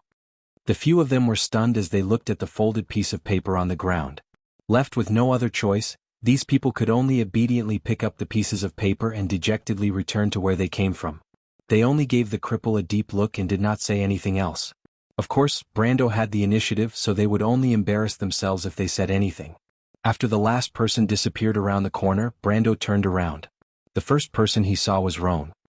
He could not help but smile and asked, "What are you thinking about, Mr. Roan?" In fact, other than Badam, this cripple was the only one who knew his true identity. Batum could be trusted, but this cunning old fox was a different story. "No, nothing," Roan quickly denied. The little old man's heart was filled with bitterness. He did not expect that leading the way would cause such a big disturbance. If he had known, even if Brendel really wanted to stab him to death, he would not have stepped into this muddy water. Needless to say, he had offended Turst. At the very least, Turst had remembered him. His days in Brags would not be so easy. But this was not the most important thing. He knew this, and he believed that the young man beside him knew this as well. As for whether Brando would trust him, even Roan did not trust himself. But he happened to know Brando's true identity. Would he go to Turst to explain and reveal Brando's true identity? There was no need to think about it. That was what he thought. But he could not help but look at Brando. This young man would not give him the chance to do so. What would Brando do? If it was the old Brando, it would be hard to say. But now this young man was a lot more decisive than when he left Brags. Roan could not help but feel a chill down his spine. He could almost imagine what would happen to him. The more he thought about it, the more afraid he became. In the end, he even began to tremble. "Be Brendel, if you kill me, they will definitely suspect your identity." Roan could not help but stutter as he replied, "It's the same if I go missing." Brando smiled. Yes, the cripple replied bitterly. "But you don't want us to believe you, do you, Mr. Roan? How likely do you think it is?" Brando asked. "Yes, a little." Brando looked at him with some disgust, but he still shook his head. "I won't kill you, Roan." Roan was slightly stunned. He looked at Brando in disbelief. His small eyes flashed as if he was wondering why this young man would say such a thing. Lie to him? It did not seem necessary, but Brendel did not look like a naive person at the moment. He thought hard for a long time but could not come up with a reason. Could it be that this young man had a wicked hobby of toying with his prey? He could not help but feel his hair stand on end. But Brando replied, "Have you heard of a pledge of allegiance, Roan?" "What? You don't know? It doesn't matter. You just need to understand that as long as you hand over something like this, we will be on the same side." Brando smiled and replied, "You want to drag me down with you?" Roan sucked in a breath of cold air. The young man's smile was similar to the devil's in his eyes. He hesitated for a long time, but decided that this was the only way. In any case, he had to trick this young man first. But how could he gain the other party's trust? Snitch? But he was not familiar with Turst. Kill one of his men? Nobles would not care about such a small matter. Roan hesitated for a long time, but Brando continued, "Roan, did you commit any crimes in Iraq before you joined this line of work?" Roan's heart seemed to have been struck by lightning. His expression changed as he looked at Brando as if he had seen a ghost. No. That noble is called—" "Stop!" Roan screamed. His face was ashen as if he had just been fished out of water. He was sweating profusely as he gasped for air. He raised one hand and shouted, "I understand, Brando, stop talking. I know what I have to do. Damn it, Brando, you must be a devil. I have never offended you." Brando smiled. Roan killed a noble family in Iraq 30 years ago and changed his name to Brags. This was a famous quest in the Amber Sword. The guy's future was not good and he was hanged. But it was not the cripple's fault, and the noble was not necessarily a good person in the story. Roan was only telling Roan about this to force him to join him. In Erewhon, Roan's crimes were second only to treason. Roan believed that even Turst would not be able to protect Roan. Only by relying on this would he be able to control Roan. But he saw that Roan's emotions were unstable, so he tried to calm him down. "Don't worry, Roan. I'm not trying to use this to threaten you. I know the cause and effect of this matter. You are not at fault. But I have no intention of being a messenger of justice. I'm only trying to protect myself. As for you following me, I can at least guarantee that Turst won't cause you any trouble. I hope you remember that this is a win-win situation, and not a situation where one side has to obey the other." The cripple looked at him suspiciously. "You don't believe me? The piece of paper I gave them said it all, Roan?" Brando replied. "What was that piece of paper?" Badam couldn't help but ask. "It's just a small habit. I'm sure Turst will suspect a reasonable opponent based on that note." Brendel smiled. He didn't know if Turst was involved with the unifying guild, but it didn't matter. Roan decided to stir up the conflict between Turst and the tree herders first. Count Turtledove was one of the core members of the tree herders, and he was also the main political enemy of the Duke of Grinwars. He was also an admirer of Turst's fiancée. Brando thought that this identity would be enough to give Turst a headache. Perhaps Turst would be able to clear up the mystery, but it didn't matter. After all, Brando had nothing to lose. He wasn't a knight of the Holy Cathedral of Fire, and he didn't have to speak the truth to his enemy. Roan was stunned for a moment after listening to Brendel's words. He looked at Brando and couldn't help but say, "I really wonder if you are a demon in disguise, Brando. You weren't like this before." "I am forced by the situation." Brando shrugged and looked at Amandina, who was listening to their conversation. "What do you plan to do, Miss Amandina?" he asked. Amandina lowered her head. She knew that the choice was no longer in her hands. She couldn't help but wonder if she had made the wrong decision. After all, this young man did not seem to be as courteous as she had imagined. She thought for a moment and could only answer in a small voice with some reluctance. "Didn't you already consider everything for me, Mr. Brendel?" Brando smiled. Amandina's intelligence should put many noble ladies to shame. He really didn't know what kind of environment she grew up in to produce such a girl. But since Amandina didn't mind, he didn't need to be pretentious. He patted the scroll in his arms and answered, "Miss Amandina, I actually saw your talent and ability, and I hope that you can work for me. I need your ability, and in return I am willing to support you in your research. Of course, as my person, I will naturally ensure that you will not be harassed by those people before." Amandina coughed twice and looked up at Brando. Her bright eyes looked straight into Brando's eyes, as if to confirm whether he was lying or not. "You want me to make these machines for you? But my mentor said that I'm not very talented in this area." "Indeed," Brando nodded, "but there are many craftsmen who make and design Magitech devices, but I can only find one person who is proficient in that design. That is only a half-finished product." Amandina became serious and interrupted him. But she immediately realized that she was being rude and couldn't help but lower her head and shrink back. But Brando didn't mind. He asked in return, "Miss Amandina, you gave me a half-finished design as a thank you, which means that you have confirmed its value. Then why don't you allow me to give it a higher evaluation?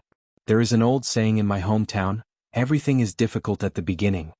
This saying is enough to evaluate the value of your design." Amandina was slightly startled, her eyes shining. "Everything is difficult at the beginning?" She looked up again and asked tentatively, "Then, Mr. Brando, are you really willing to support me on this path? To be honest, I don't have the funds right now, and I don't even have a foothold for myself. But I think I will have it soon." Brando answered frankly, "Is that right, Mr. Ron?" That's right, that's right." The clueless cripple hurriedly nodded his head. Amandina thought for a moment and bit her lips. "Very well," she nodded, her bright eyes filled with determination. "I accept your offer, Mr. Brando. But I don't want to be idle. Before you have enough strength, I am willing to be your assistant. Only when I see it with my own eyes can I be at ease. Besides, I believe that I have the ability to." She stared straight at Brando as she answered. To be continued. If you want to know what will happen next, please go to www.chidian.com to read more chapters. Support the author, support the original reading. Chapter 113. In July, the air in Bragg seemed to be filled with a kind of heat that made people restless. Under the calm surface, undercurrents were surging. It was foreseeable that the big and small nobles were in a terrible fix over the past half a month. In their circle, the signs of the end of the war were becoming more and more obvious. Although the life of the lower-class citizens was still as usual, those who wanted to take the opportunity to make a fortune were gradually becoming restless.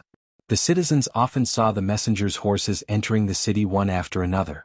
Those who did not know the situation would think that the war was urgent, but these letters were the progress of the negotiations in Winterrose Castle. As a result, the civilians were anxious all day long, and the nobles were also anxious all day long. But all this had nothing to do with Brando.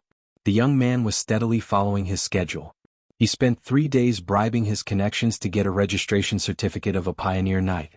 It was a document that stated the mutual loyalty and responsibility between knight and king, and then stamped with a seal. This thin piece of parchment was more valuable than gold in the early years, but as Erwin gradually declined, the knight class degenerated into a local force, and the adventurers turned to illegal businesses. No one was enthusiastic about expanding the territory of this ancient kingdom, so the title of Pioneer Knight gradually became obscure. Since the ascension of the former king, the nobles who had made a fortune through the identity of a pioneer knight gradually began to set a price for this title, and this piece of parchment became less and less valuable since then. In order to get this identity, Brando, just like what he did in the game, asked Badam to buy a beautiful dress for the wife of a municipal official. It was already the 11th when he got the document. On this day, the cripple brought him another piece of good news. The long-awaited underground trade fair had finally arrived. Just like the regular fairs in certain areas, Braggs's Grey Realm would hold an underground trade fair on the 10th day of the month. It was just that most of the goods sold in this fair were stolen goods, contraband, and even human trafficking. It was not surprising because the people who participated in this trade fair were not only mercenaries, adventurers, and illegal merchants, but also the people who made the rules in Braggs. Namely, the nobles. There was no doubt that the local underground forces were controlling this underground market, but it was inevitable that some nobles would intervene. This was an open fact. And it was enough to hide from the ordinary citizens who needed a peaceful and stable society. Braggs's underground trade fair was regularly held in Maria's Market in Hood District or Shepherd's Market in the East District. The organizers deliberately chose densely populated places to hide from the public. But often, a lot of people would often find a large number of unfamiliar faces in these two places. They would ask questions, chat, and then leave in a hurry the next morning. In particular, these two markets also had a small auction house for rental. Of course, this was just an excuse on the surface. In fact, apart from the occasional use of these two auction houses, they were almost exclusively built for this regular gathering. If you tried to find their owners, you would only find them of an ordinary merchant nearby. However, if one were to investigate further, they would discover that these two buildings were actually funded by the local noble parliament. Of course, these were all digressions. When Badam led Brando down from the carriage, the sunset in Braggs was just like the one in the oil painting of the same name. It was like an orange-red fireball hanging in the sky, burning the surrounding clouds red. The young man was wearing a knight's uniform which was ironed neatly. The Shire, an apprentice wizard, stood beside him so that they could disguise themselves as the Highland Knight from Karsuk and his squire. Of course, there was also Brando's sister Amandina, and his fiancée, the Roman lady, who came down from the carriage. Amandina removed her hand from Brando's hand as soon as she got down from the carriage. She was wearing a black veil and a black dress. Her eyes were indifferent as she stared at the people coming and going outside the small auction house. The young girl lightly pursed her lips. Her aura was completely different from a few days ago. When she first met Brando, she gave off a soft and tender feeling, but now she was cold, and her body naturally emitted an aura that kept people away. Even if the Owl John came to see Amandina, he would not dare to rashly greet her, let alone terse spies. What's more, at this critical juncture, something as trivial as a person going missing in a big city wouldn't attract any attention at all. The cemetery area was already a dangerous place to begin with, so much so that the city officials only discovered their negligence a few days later from the actions of their colleagues. Originally, missing people should be the responsibility of the city guards, but before that, the security cavalry had already conducted a large-scale search. The scale of the search could be considered an exception. 3 companies of cavalry almost turned the eastern part of the city upside down, and almost alerted the local nobles in Braggs. However, since Viscount Terst didn't want this incident to fall into the ears of others, he decided to let it go. In the end, the entire incident was linked to this cemetery attack that happened half a year ago. Thus, it became a case without any clues. That was why Amandina could be at ease when she appeared outside. Standing beside her was Romaine, who was slightly taller than her. The merchant girl was staring intently at a row of crystal balls on the table not far away. She furrowed her brows as if she was trying to figure out what it was. But what made Brando a little dumbfounded was that there was not a single word written on the crystal ball, and no matter how long she stared at it, there would not be any flowers growing on it. He knew that she was only doing this to attract Amandina's attention. For the past few days, Romaine and Amandina had gotten along quite well. Romaine had a naturally sharp sense of smell, and she was able to sniff out the scent of an opportunity. However, Amandina had the knowledge of the outside world that Romaine lacked, and she also had some necessary knowledge. For example, if no one told this future merchant girl that the Anzac region had always been responsible for transporting food and wine to Brugloss, this country girl born in Bucci wouldn't have seen the business opportunity in it. But now, Amandina had taken up this role. Even though all her knowledge came from books, It was still better than the Roman who had all her knowledge from her imagination, wasn't it? What is that, Anne? The Roman finally could not help but ask. Amandina's attention was also on the row of thumb-sized crystal balls. The owner of the crystal balls was a man wearing a black robe. Not everyone in Erewhon had the right to wear such a robe, and the man was a monk. The young girl could not help but look at Brando, but the young man had an indifferent expression. She paused for a moment and could not help but frown.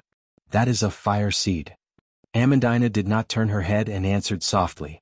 What is a fire seed? A fire seed is a sacred object that people use to spread civilization in the wilderness. I didn't expect to see something like this in an auction. Amandina replied. I don't understand. Amandina replied bluntly. Amandina could not help but sigh. After a few days of interaction, Brando did not disappoint her.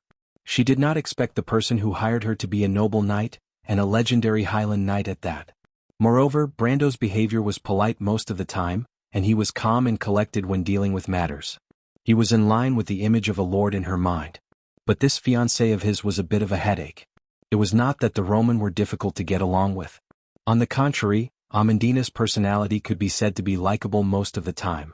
But what gave her a headache was that Amandina seemed to treat her as a moving encyclopedia, and always had a curious expression on her face as she asked this and that. But she could not refuse and could only answer, How much do you know about our world? I don't know. Amandina coughed twice and replied, Then I'll try to explain it in simple terms. In the epic of the Cruz people, their god, Ahiru, Martha, created a world out of chaos with the 6 elements of fire, wind, earth, water, life and darkness.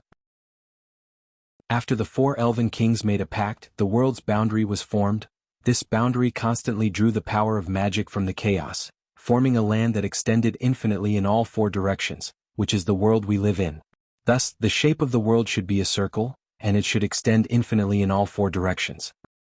But this world is constantly leaning towards chaos, so Lady Martha used the law to restrict it, and fixed the order on the land where mortals walk. In these areas, the sun, moon, and stars operate normally so mortals can reproduce and civilization can continue, but outside the land protected by Lady Martha, there is a battlefield between the elements and chaos, and there is a vast transition area in between. These areas are what we call the barbarian wastelands. But it is not impossible to change between the land of order and the barbarian wastelands. This is where the Knight of Pioneer and the Demon Wave came from. And the fire seed is the key to planting the law on the land. A land built in the barbarian wastelands must have a fire seed. Amandina coughed and asked after she finished explaining, Do you understand? The Roman nodded, then shook her head and answered obediently, I only understood the first sentence. Ah. It hurts, Brando let go of me. Before she could finish her sentence, she was pulled over by Brando and held in his arms. Little Roman, it seems like you are not destined to become a wizard, so don't worry about it. You should be more concerned about how much money we can earn from the auction. Brando said to her while looking back at Amandina with an apologetic look. The girl smiled faintly. She quickly walked up and asked, Don't you care about the fire seeds, Mr. Brando? As an aide, she of course knew that Brando went to buy a certificate to become a Knight of Pioneer. Brando looked at the crystal balls. He was interested in seeing so many fire seeds appearing at the same time, but he was sure that he was not the only one who cared about it. He thought that he could only give it a try later. Besides, there was a fire seed in the place he wanted to go, and he was not in a hurry to use it. I understand I can give it a try later. Amandina looked at him, thought for a moment and nodded worriedly. In her eyes, Brando was the kind of young knight who left home to open up his own territory. Whether he could achieve anything depended on whether he could have his own territory, or whether he could make contributions in the war. The girl also understood how long her own path was, and she was also completely dependent on it. After all, at this moment, only Brando appreciated her talent. Thus, she could not help but worry about Brando's every move. Brando saw the girl's worry and wanted to say something, but he suddenly saw Cripple hiding in the shadows and gesturing to him, telling him that the auction was about to begin, and for him and the others to hurry up. The young man was slightly startled and raised his head, and found that the people who had gathered around had already begun to enter. P.S. I'm not feeling well today, so I'll only write 1 chapter. In addition, I sincerely request for monthly votes and subscriptions.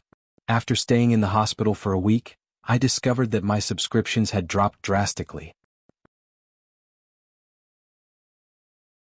Chapter 114. The interior of the auction house in Maria's market was not big. It was like a small, dimly lit theater. Around the stage in the center, rows of chairs were arranged in a trapezoidal shape, but these were the seats for the ordinary guests. Around the four walls of the theater, private rooms decorated with silk and satin were distributed next to each other. There was a total of 3 floors. There was a brass telescope mounted on a mahogany shelf in the private room so that the nobles could carefully look at the goods in the center of the table. The cripple had the means to book a box for Brando, but the young man refused. His purpose in coming was not to attract attention, and participation was secondary. He just wanted to see if there were any unexpected gains. A group of people took their number at the entrance and then sat down. Although Brando looked relaxed, in fact, he always had a crossbow tied under his knight's attire. The cursed crossbow made by Tamar was loaded in the box, ready for emergencies. Won's crossbow was a sophisticated weapon, and its sight was like a standing box. It was difficult for a novice to use it flexibly. However, Brando's mercenary class gave him the skill familiar with weapons, and the knowledge generated in his mind allowed him to use the delicate weapon like a seasoned mercenary. He even made a simple aiming device on the ring to calibrate the weapon during actual shooting. Not long after Brando sat down and the auction had not yet started. The cripple, who was wearing a long cloak and in disguise, came to sit next to them. The cripple looked carefully and then replied, "My lord, the poison daggers and the potions have been sold. The daggers were wanted by the Brotherhood. Don't worry, they are very generous. 1 dagger for 2,500 tor, and they did not ask the seller." In the underground trade, not every transaction was made in the auction house. In fact, most transactions were done in private. The seller and the buyer made the transaction through middlemen like the cripple. Sometimes there were even several middlemen, which was safe and secretive. The buyer only needed to pay a small sum of money for the middleman as a reward and as a hush money. In Braggs's gray domain, no one had a bigger mouth than these people, and no one had a tighter mouth than these people. Everything was relative. "Where's the potion?" Brando pretended to ask the staff on the platform below to arrange the potion, but he was actually asking about something unrelated. He was well aware of the rules of the underground trade fair. Items like poison daggers and mana potions that were branded with pseudo-magic would generally not be put on the table. The potions are a little more troublesome. The person in charge of the Tower of Stars and Moon has been asking about the creator of these potions. They seem to be saying that the method of making mana potions has not been circulated outside for a long time. They said something like this: "The Wizard Guild welcomes professional alchemists to join us." As the cripple spoke, he used his small eyes to observe Brando's expression. He wanted to see how Brando would react. If the young man found this information useful, he might even praise him. Whenever his position in the group became more stable, he would feel more at ease. If Brando felt that the problem was troublesome, the cripple would feel a sense of satisfaction from taking revenge. Even though he was in the same boat as Amandina, other than fear and apprehension, there was also a trace of unwillingness in his heart. However, the cripple might have the same thoughts as Amandina. He looked at Brando hoping that he would get rich with him, but also wanting to see him suffer. However, Brando only shook his head and replied without leaving a trace, "My friend is not interested in this. You should just tell me the situation of the trade, cripple. Seems like I'm not wrong. Mana potions are much rarer in this world compared to the Amber Sword. Each potion costs 1,000 tor, so the total is 30,000 tor." The cripple did not show the disappointment in his heart on his face. Brando nodded. The dagger's price was 25% higher than he expected, and the mana potion's price was also far beyond his expectations. Moon primrose, black mage, and fluorescent moss were all very common magic materials, but according to this price, a single mana potion's profit was more than 200%. This was a huge profit. He immediately categorized this item in his heart as a long-term cash cow. Brando could not help but look back at the Roman. If the mana potion was used as a brand, it would not be impossible for the little Roman to establish a merchant guild. The Roman of course noticed Brando's gaze and could not help but raise her eyebrows. She clasped her hands in front of her chest and praised without reservation, "Half of 100,000, Brando, it's just as you said. I knew that Brando would be able to do it." "The best part is yet to come, Roman lady." The Shire sat down behind Brando and replied with a smile. "No, the Shire, you must have misunderstood. Our merchant lady is just reminding me that this 100,000 tor is her capital." Brando looked down at the table below and said without a change in expression. The merchant lady did not feel embarrassed at all, as if her thoughts were exposed. Instead, she was like a little fox that had taken advantage of the situation as she covered her mouth and giggled proudly. Amandina, who was behind the Shire, could not help but raise her eyebrows slightly when she saw this scene. She was born in a noble family, and it was not like she had not handled tens of thousands of tor in cash before. However, it was impossible for someone like Brando and the Roman to talk and laugh as if it was nothing. After all, even though her family could be considered to be well off, that was all there was to it. Thus, when she saw this scene, it proved that this young knight's family was definitely not simple, even though he came out to roam the world alone. However, this young lady was obviously wrong. The Roman did not have any concept of money at all. Brando had handled tens of millions of tor's money in the game, and naturally did not put these small matters in his eyes. However, it was impossible to say what kind of background he had. The lights in the circular theater suddenly dimmed. The group turned around and noticed that the surrounding staff had extinguished half of the torches on the walls. It seemed like the auction was about to begin. Roan lowered his voice and said, "If it was in the private room, the list of the auction would have been sent to the nobles by now. My lord, is there anything you want?" "I don't know yet." Brando looked at the central stage that lit up. "Speaking of which, did they cause trouble for you after that?" Roan shook his head. "As you expected, everyone knows that you and Mr. Badham forced me to go to the streets of the Grey Rat tribe. After that, Terst's men came looking for me, but I said that I did not know you. It sounds like you're not happy about it?" Badham teased. "I wouldn't dare." Now that Roan understood Badham's position, he was naturally not as submissive as before. He looked at the stage below and changed the topic. "Speaking of which, my lord, what's your ideal price for that sword? In my opinion, it's a perfect piece of art." Brando knew that Roan was talking about the dwarven sword that was forged from a brass-grade magic weapon. He thought for a moment and estimated, at least 100,000 to 150,000 tor coins.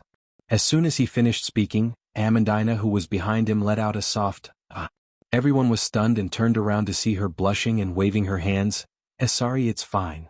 She could not help but lightly press her chest to prevent her heart from beating too fast. Amandina's light blue eyes flashed with a bright light. 150,000 tor coins was equivalent to 150 Erwin coins. As his aide, she understood Brando's financial situation. It could be said that when they came in, they were empty-handed, but in the blink of an eye, they had a fortune that was comparable to the lifetime savings of a small noble. 200,000 tor coins was not impossible to buy a knight in a remote village. To a girl like Amandina, who was born in a noble family and possessed a certain level of intelligence, money should be invested into the next step of reproduction in order to be considered liquid wealth. In the past, she was addicted to her own designs to the point that she ran out of money, but a smart person would not make the same mistake twice. She quickly calculated what she could do with 200,000 tor coins. With so much money, whether it was business or development, it seemed like the path was open. She estimated that with this amount of money, she could increase its value by 30% in a year. But she immediately frowned. She recommended herself to be Brando's aide, and the young knight did not object, but it was hard to say if he would let her do as she pleased with such a large sum of money. But Brando saw the change in her expression and could not help but ask, "Miss Amandina?" "What?" Amandina was taken aback and raised her head. "Are you thinking about the problem of our funds?" Brando asked. Amandina's face turned slightly red, but she quickly returned to normal. The girl nodded seriously and replied, "Yes, as your aide. I feel that I need to consider this problem." As she spoke, she looked at the Roman without confidence. After all, as Brando's fiancée in name, she seemed to have the right to speak in this matter. However, the merchant lady was smiling as sweet as ever. Brando listened with a thoughtful expression and looked at the others before replying, "If you have any ideas, I can divide the money into two. One for you and the other for the Roman. You can use the money however you want, but..." Before he finished, Amandina showed an expression of disbelief. "Mr. Knight, are you serious?" Brando nodded matter-of-factly. This was his habit as the leader of the Amber Sword. He never doubted the people he used, or it could be said that he tested a person's ability by letting them do as they pleased.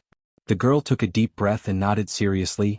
"I will definitely use this money well for you, Mr. Knight. I have already thought of a plan that can increase the value of this money in a short period of time. No, I'm giving you this money because I want to tell you that I'm not going to give you the money. I am giving it to the little Roman to help me earn money, and Miss Amandina, I want you to help me use the money." "Use the money?" Amandina was stunned. "You'll understand soon enough. Of course, if Miss Amandina is interested, please help our Miss Merchant out. She has a big plan in mind." Brendel turned his head back and replied, "You'll understand soon enough." Of course, if Miss Amandina is interested, please help our Miss Merchant out. She has a big plan. Brando first thought about the matter of the territory. If the little Roman established a merchant guild, it would not be appropriate for it to be connected to the territory. If that was the case, he would need a butler. Since Amandina volunteered, he was happy to sit back and enjoy the fruits of her labor. Big plan? Amandina was stunned. She really could not think of what the merchant miss who seemed to be full of energy all day long would have. To be honest, she wanted to dissuade Brando from handing over the important task of earning money to her, but it was not appropriate for her to say anything at the moment. But she immediately put that thought away because she suddenly remembered something. Amandina's eyes lit up slightly. She immediately connected all the things that the merchant girl had told her about Bragg's festivals over the past few days. She almost immediately sorted out the general outline of the whole matter from the details. She thought carefully and turned her head to the side to whisper to the Shire, "Mr. the Shire, before you entered the city, where was the army of Madara? They have been in Dragos for almost half a month." The Shire replied casually. He was stunned for a moment and immediately asked, "You have thought of it, Miss Amandina?" The sorcerer's apprentice couldn't help but be a little surprised.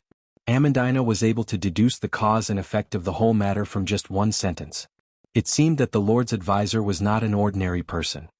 If Miss Roman's plan works, then the profit will be at least 80%. Amandina could not help but look at the smiling merchant girl who was talking to Brando in front of her. It was as if she saw another side of her for the first time. Miss Roman calculated it to be twice as much. The Shire replied.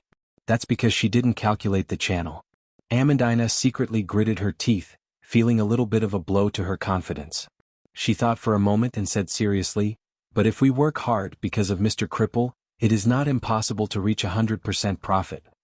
Brando of course did not pay attention to the whispering of his two subordinates, because at this moment, the main event of the underground trade fair, the auction, had already begun. What he did not expect was that the first item attracted his interest. It was a sheepskin scroll that was placed flat under the light. An ancient contract was written on it in the elemental language of the four races. The four corners of the scroll were slightly curled upwards because the four elements of wind, earth, fire and water forced the edges of the scroll to bend towards the center. This scroll's existence was to open the path for those who did not have the talent to become an elementalist. Many nobles used this item to open the door to the world of magic for their children. There was no doubt that it was worth a lot. But to Brando this item was more valuable than 1,000 pieces of gold. Because in his eyes, it only had one name, Scroll to Open the Elemental Pool. P.S. Today I went out to get medical insurance and after running around for half a day, I was told to get it done before the 20th. Sad. Because of the delay today, that's all for today. I'll write more tomorrow to compensate everyone. As for the monthly votes, I'll come back tomorrow to ask for them. Right now, Chidian is giving out monthly votes for mobile phone authentication. Everyone can give it a try.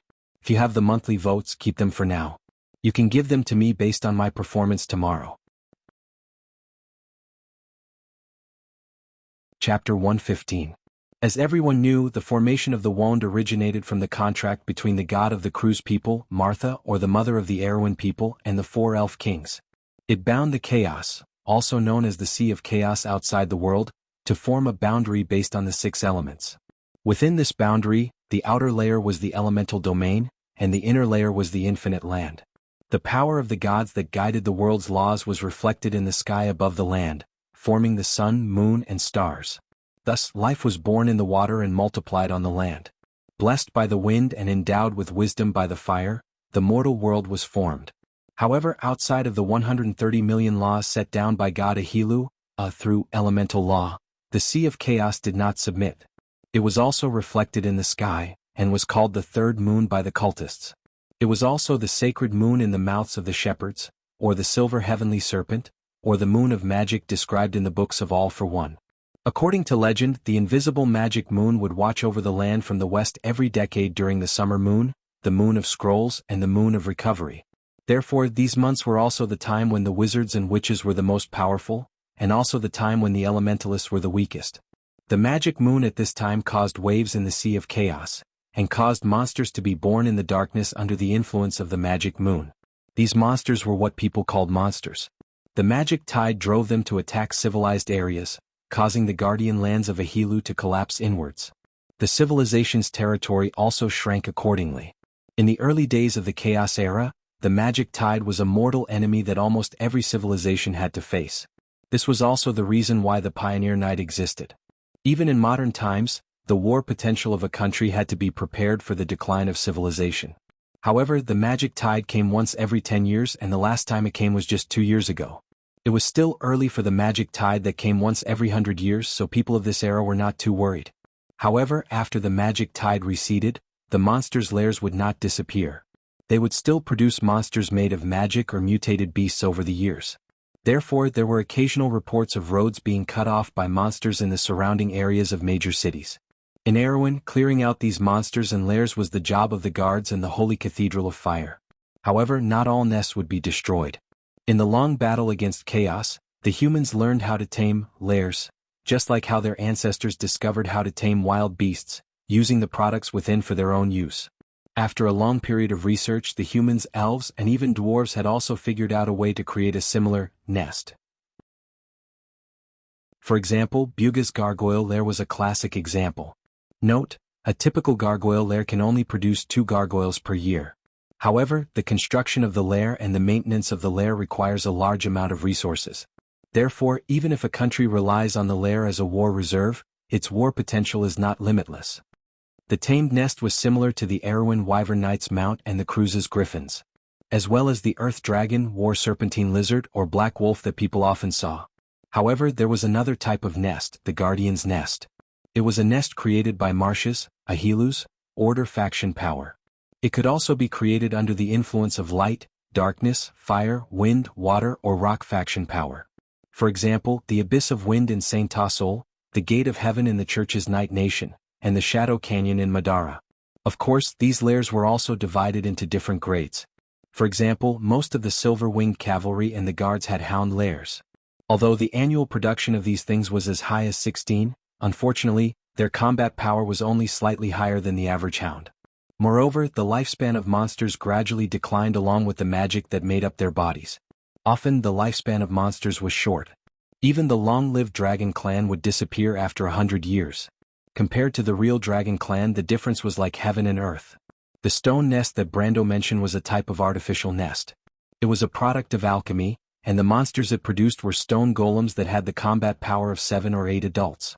This type of nest was relatively low level, but it was popular. Many nobles had such things in their territories. Even though the stone golems had low intelligence, they could still be used as soldiers. This was the first thing that came to Amandina's mind when she saw the stone necklace. If Brando wanted to build some stone nests, this necklace could save them a lot of money. On the other hand, Badam considered the increased production of the stone necklace. Thus, the three of them made up their minds to snatch the necklace. The starting price was quickly revealed. The stone necklace was not as valuable as the elemental revelation scroll, so its starting price was only 2,000 Tor coins. Each increment was 100 coins. Because he wanted to get it, Brando was not in a hurry to make a move this time. He waited for the others to make a move so that he did not reveal his intentions too early. The first bidder was born from the crowd. The one holding the sign was also a young knight. Amandina and Badam glanced at him, but their expressions did not change. After a few rounds of bidding, the price rose to 3,000 coins and the number of bidders decreased. Brando understood that most of the people who participated in the bidding had a participating mentality. In fact, most of them were not really interested in the necklace. But from this moment onwards, the competition became calm on the surface, but it was intense on the inside. The right to bid was quickly taken over by the nobles on the 3rd floor. Roan told them about a few of them. Most of them were nobles outside of Brags who had their own territories. The price rose to 4,000 Tor coins, which was not a low price for the necklace. The true hunters began to compete. The starting price was 4,400, and the third room on the right offered 5,000. The entire place was silent for a moment. Many people thought that the nobles had gone crazy. But even more people could not help but become restless. The sudden bid made some speculators realize that the necklace could bring them more benefits. Ripples appeared in the crowd again, and this made Brando feel that something was wrong. He knew that he had to use facts to dispel these speculators' thoughts, so he let Roan make a move. 6,000 Tor coins. Silence again. The people who were eager to make a move immediately sensed that a war was about to break out, and all of them carefully retracted their hands. 7,000. This time, the bidder was a captain of the White Mane Army, and it was taken back by a noble with a price of 7,500. Brando did not hesitate to raise the price to 8,000. Badam swallowed his saliva. 8,100, the third room on the right bid. Brando asked Roan to raise the price to 8,500, and he looked at the stage with no intention of giving up. Amandina could not help but grip the armrest of her chair tightly, and her knuckles turned white. The auction hall was completely silent, and even the nobles were silent. No one was an idiot here, and for a necklace from the Stone Legion, they would consider whether it was worth it. But Brando's considerations were different. He needed an army and a territory more urgently than anyone else. Amandina's funds were for the territory, and this was the agreement between him, Badam, and the noble's daughter. The auctioneer hammered the gavel once. The captain of the White Mane army was eager to make a move, but he hesitated for a moment and did not make a move in the end. After 3 hammering sounds, Brando obtained the necklace as he wished. Roan's men had already used his money to pay for the necklace and sent it over. Brando looked around, and after making sure that no one was looking in his direction, he carefully kept the necklace. This necklace could only be used in the Stone Burrow, and it could only be used as an exhibit for now. After the necklace from the Stone Legion, the auction gradually heated up. First, there were a few pieces of art that caused a fierce competition among the nobles. Then there were 2 sets of bronze level 1 magic armor. These 2 sets of armor ignited the enthusiasm of the adventurers, mercenaries, and traveling knights. The auction was heated up for a moment, and the 2 sets of armor were sold for 40,000 Tor coins. After that, there were a series of items that stirred up the hearts of the people. Brando once again obtained a set of cards that were said to have magical powers. However, he didn't want the deck of cards. He just wanted to get his hands on the card of fate that was hidden in the deck of cards. In fact, when the auctioneer had brought the set of cards onto the platform, the cards in his backpack had immediately reacted. He and Charles had looked at each other and made a prompt decision to buy the cards. This time he did not have any strong competitors. Only a few nobles who liked strange things fought with him. In the end, he successfully bought the card for 2,500 Tor coins. When Brando pulled out the card of fate from the stack of cards, he realized that it was a green card. On the front of the card was a picture of a group of green spiders that were born from a whirlwind. The number on the card was 3, and the cost was the corresponding wind element.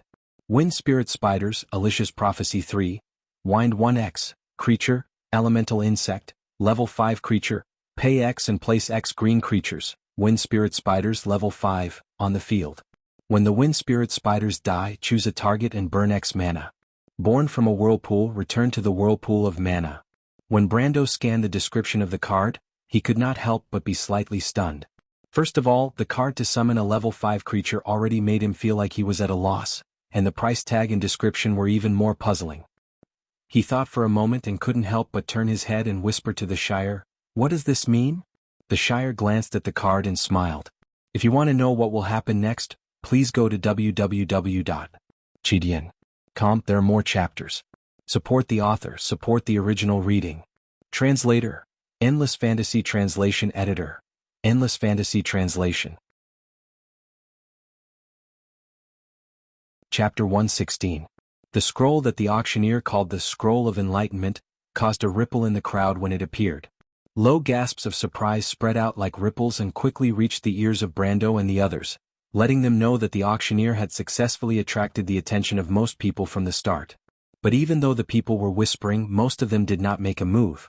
The nobles who were willing to compete for the scroll had a certain amount of wealth, and they sat in the boxes calmly, waiting for the first bidder. The Scroll of Enlightenment is mostly the work of the fairies of the Crystal Tundra. There is a quota of them every year, and it was originally used to replenish the number of low-level elementalists in the tribe. But there are many of these scrolls that are sold privately every year. Roan explained. Then why don't they make more of them? Roman asked. Making the Scroll of Enlightenment consumes the mana of the elemental pool. It is not a trivial matter for high-level elementalists. The Shire replied. Moreover, even though normal people can use the Scroll of Enlightenment to forcefully form an elemental contract, there is a limit to what they can achieve in their lifetime. You won't be much stronger than the average person. It's not always better to have more of these scrolls, he continued. Badam, Amandina, and Roman listened attentively. They did not expect a small scroll to have such a history. The Shire and Brando had already heard of it, but Brando still replied. I just didn't expect to see it in Bragg's. Roan's sense of smell was as sharp as a rat's. He heard Brando's words that the young man's knowledge was not limited to a small place like Bragg's, even though it was the largest city that Roman and Amandina had ever seen. He thought for a moment and asked, "My lord, are you interested in this scroll?" "A little."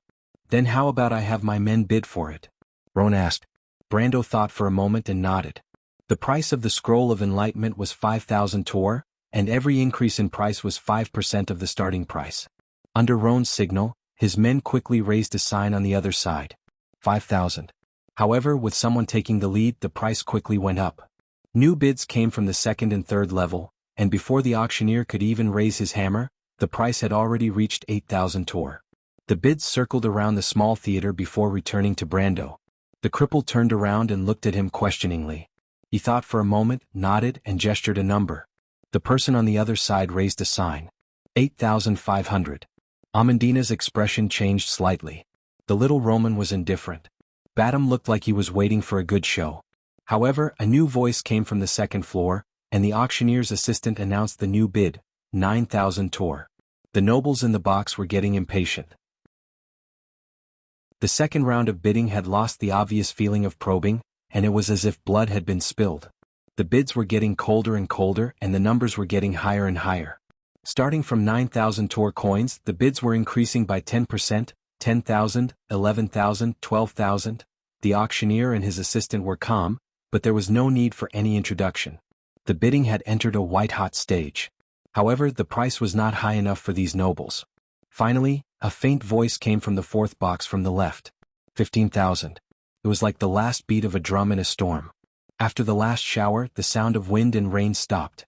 The dark mass of people sitting below felt suffocated like the audience in a theater, thinking that this was the final nail in the coffin. Roan smacked his lips and turned around. Brando frowned. This was a question of whether it was worth exchanging 16,000 tor for 2,000 experience. He hesitated for a moment, then patted the back of his hand. The cripple raised his placard again. 16,000 tor. The crowd paused for a moment, and they knew that this was the most important moment. The auctioneer's assistant saw the sign in the audience, and could not help but mutter, "Is Roan crazy? We didn't ask him to do that, and the nobles will not be happy." The auctioneer looked at his assistant and said, "There's someone behind him." When Brando made the gesture, Amandina and Badam turned around to look at him. They did not understand why the young knight was so interested in the scroll. Did he want to become an elementalist? But didn't the wizard apprentice say that even if he used the scroll of enlightenment to become a low-level elementalist, his achievements would be limited? This scroll was prepared for those with talent, and it could save them the time they wasted on accumulating their elements. However, Brando did not explain. The Shire did not need to explain either. He understood why the young man was so interested in the scroll. Cripple's bid caused the voices in the private rooms above to pause for a moment. The nobles seemed to be wondering who this sudden competitor was. But in just a moment, a new bid was placed on the heads of the people below. 18,000 tor. It was still the fourth box from the left. Roan whispered into Brando's ear, "Baron Donner. His family has several manors near Bragg's, and he also has some property in Bragg's. He's also a member of the local council in Bragg's. His father and grandfather were both members of the council." Brando nodded. These nobles could be seen everywhere in Erewhon, but a small baron would not go so far as to fight over a scroll. The other party might be the representative of some important person. While he was still in shock, the bid had already risen to 20,000 tor. A knight in the third box and the baron were clearly going all out. As the two of them bickered, the bid rose all the way to 26,000 tor. However, the nobles in the first box finally took over, and the price was like a knife that was swung over the heads of the people below. In the blink of an eye, the price had reached an astronomical figure of 40,000 tor. Brando participated in the bidding again when the price reached 20,000 tor, but he was immediately refreshed by the representative of the nobles. In the end, the scroll was sold for 42,000 tor, which made the young man feel a little regretful. After all, it was 2,000 tor experience. If he could buy it with 20,000 or 30,000 tor, it would be good. However, 40,000 tor was a little too much, and it might even affect his plans. Brando gritted his teeth and could only give up on this deal. However, he did not show it on his face and did not let Amandina and Cripple see any clues. They just thought that this young man came from a wealthy family and did not care about this little bit of money. After the first small climax of the auction, it entered the smooth transition that Brando expected. After that, several items were sold, and the prices were between a few thousand and 10,000 tor. The transactions were ordinary and the people present were a little bored. However, Cripple found something to do. He introduced the origins of these items to Brando and the others. He might not be able to tell which workshop the magic ring that emitted light like a candle came from, but he could at least tell where it came from, and which noble family secretly leaked it out. Amandina, Little Roman, and Badam listened with great interest. Only Brando and the Shire discussed the origins of these items. They mentioned Tamar once, and they could not help but feel that it was a pity that this master alchemist could not participate in the auction because he was too focused on his work. Otherwise, there would be some items that he liked in the previous auctions. The second climax of the auction came quickly. This time it was a necklace. To be precise, it was a few stones that were strung together with a rough rope. Those who did not know the value of this item might miss it, but Brando almost cried out when he saw this necklace. The necklace of the stone army. This item was used together with this stone burrow that was made with level 17 alchemy. It could reduce the consumption of the stone puppets by 50% and increase the production of the puppets. He explained the use of this necklace to the others. Roman and the Shire were not affected, but Badam and Amandina's eyes lit up. One of them was a mercenary who had been in the battlefield for many years, and the other was a noble's daughter who had received a noble's education. Of course, they understood the usefulness of this necklace. In Wond, the war relied on 3 resources. The first was the people, the second was the amber stones, the third was all the other strategic resources, and the fourth was the burrow. There was no need to explain the people. In the vast land of Wond, the power of magic gave birth to a population that far exceeded the limits of this era. They were the basis of the potential for war between countries, and between territories. Amber ores were separated from the Somir ores. They were minerals that were associated with silver, gold, and copper. The transparent amber crystals had the ability to store mana, and Amandina's mana conduit device was designed to convert the power of these ores into mana. It was the foundation of the magical system of all the intelligent creatures on the land, and also the blood of this industrial system. The other resources such as food, metal, wood, and stone were the most common strategic resources even in Brando's original world. They were stored for war. But the last one, the burrow, was a complex concept that was different from the war that we were familiar with. But as a player, Brando was familiar with this concept. In fact, when it came to burrows, one had to start from the origin of Wond. How did chaos exist? How did order come to be? How did magic work on the land? Where were monsters born? How did their burrows become used by humans? If you want to know what will happen next, please go to www.chidian.com. There are more chapters. Support the author, support the original reading. Translator, Endless Fantasy Translation Editor, Endless Fantasy Translation. Chapter 117. The Shire smiled when he saw the card. My lord, this is a rare wind card. Among the 6 cards of fate, the wind card is the rarest. The wind card spells are flexible, good at defense and counterattack. It is difficult to master, but it is powerful. Why don't you just tell me how to use it? Brando rolled his eyes. The Shire chuckled. The meaning of this card is that when my lord displays this card, in addition to paying 1 wind EP from your elemental pool, you also need to pay additional mana from your mana pool. Every mana point can summon a wind spirit spider. Brando was stunned. He had 9 willpower and 15 mana points. Doesn't that mean he can summon 15 rank 5 wind spirit spiders at once? But Charles wasn't done yet. He continued, the dead wind spirit spiders will create a mana whirlpool. Each of them will absorb some of the mana in your enemy's mana pool. Brando sucked in a breath of cold air. How is this summoning spiders? This is clearly a group of living mana bombs. If he had a few hundred mana points in the future, wouldn't he be able to summon an army of wind spirit spiders at once? And if he was lucky enough to obtain the legendary Orb of Mana Pool, wouldn't he be able to summon a terrifying mana-burning army at any time?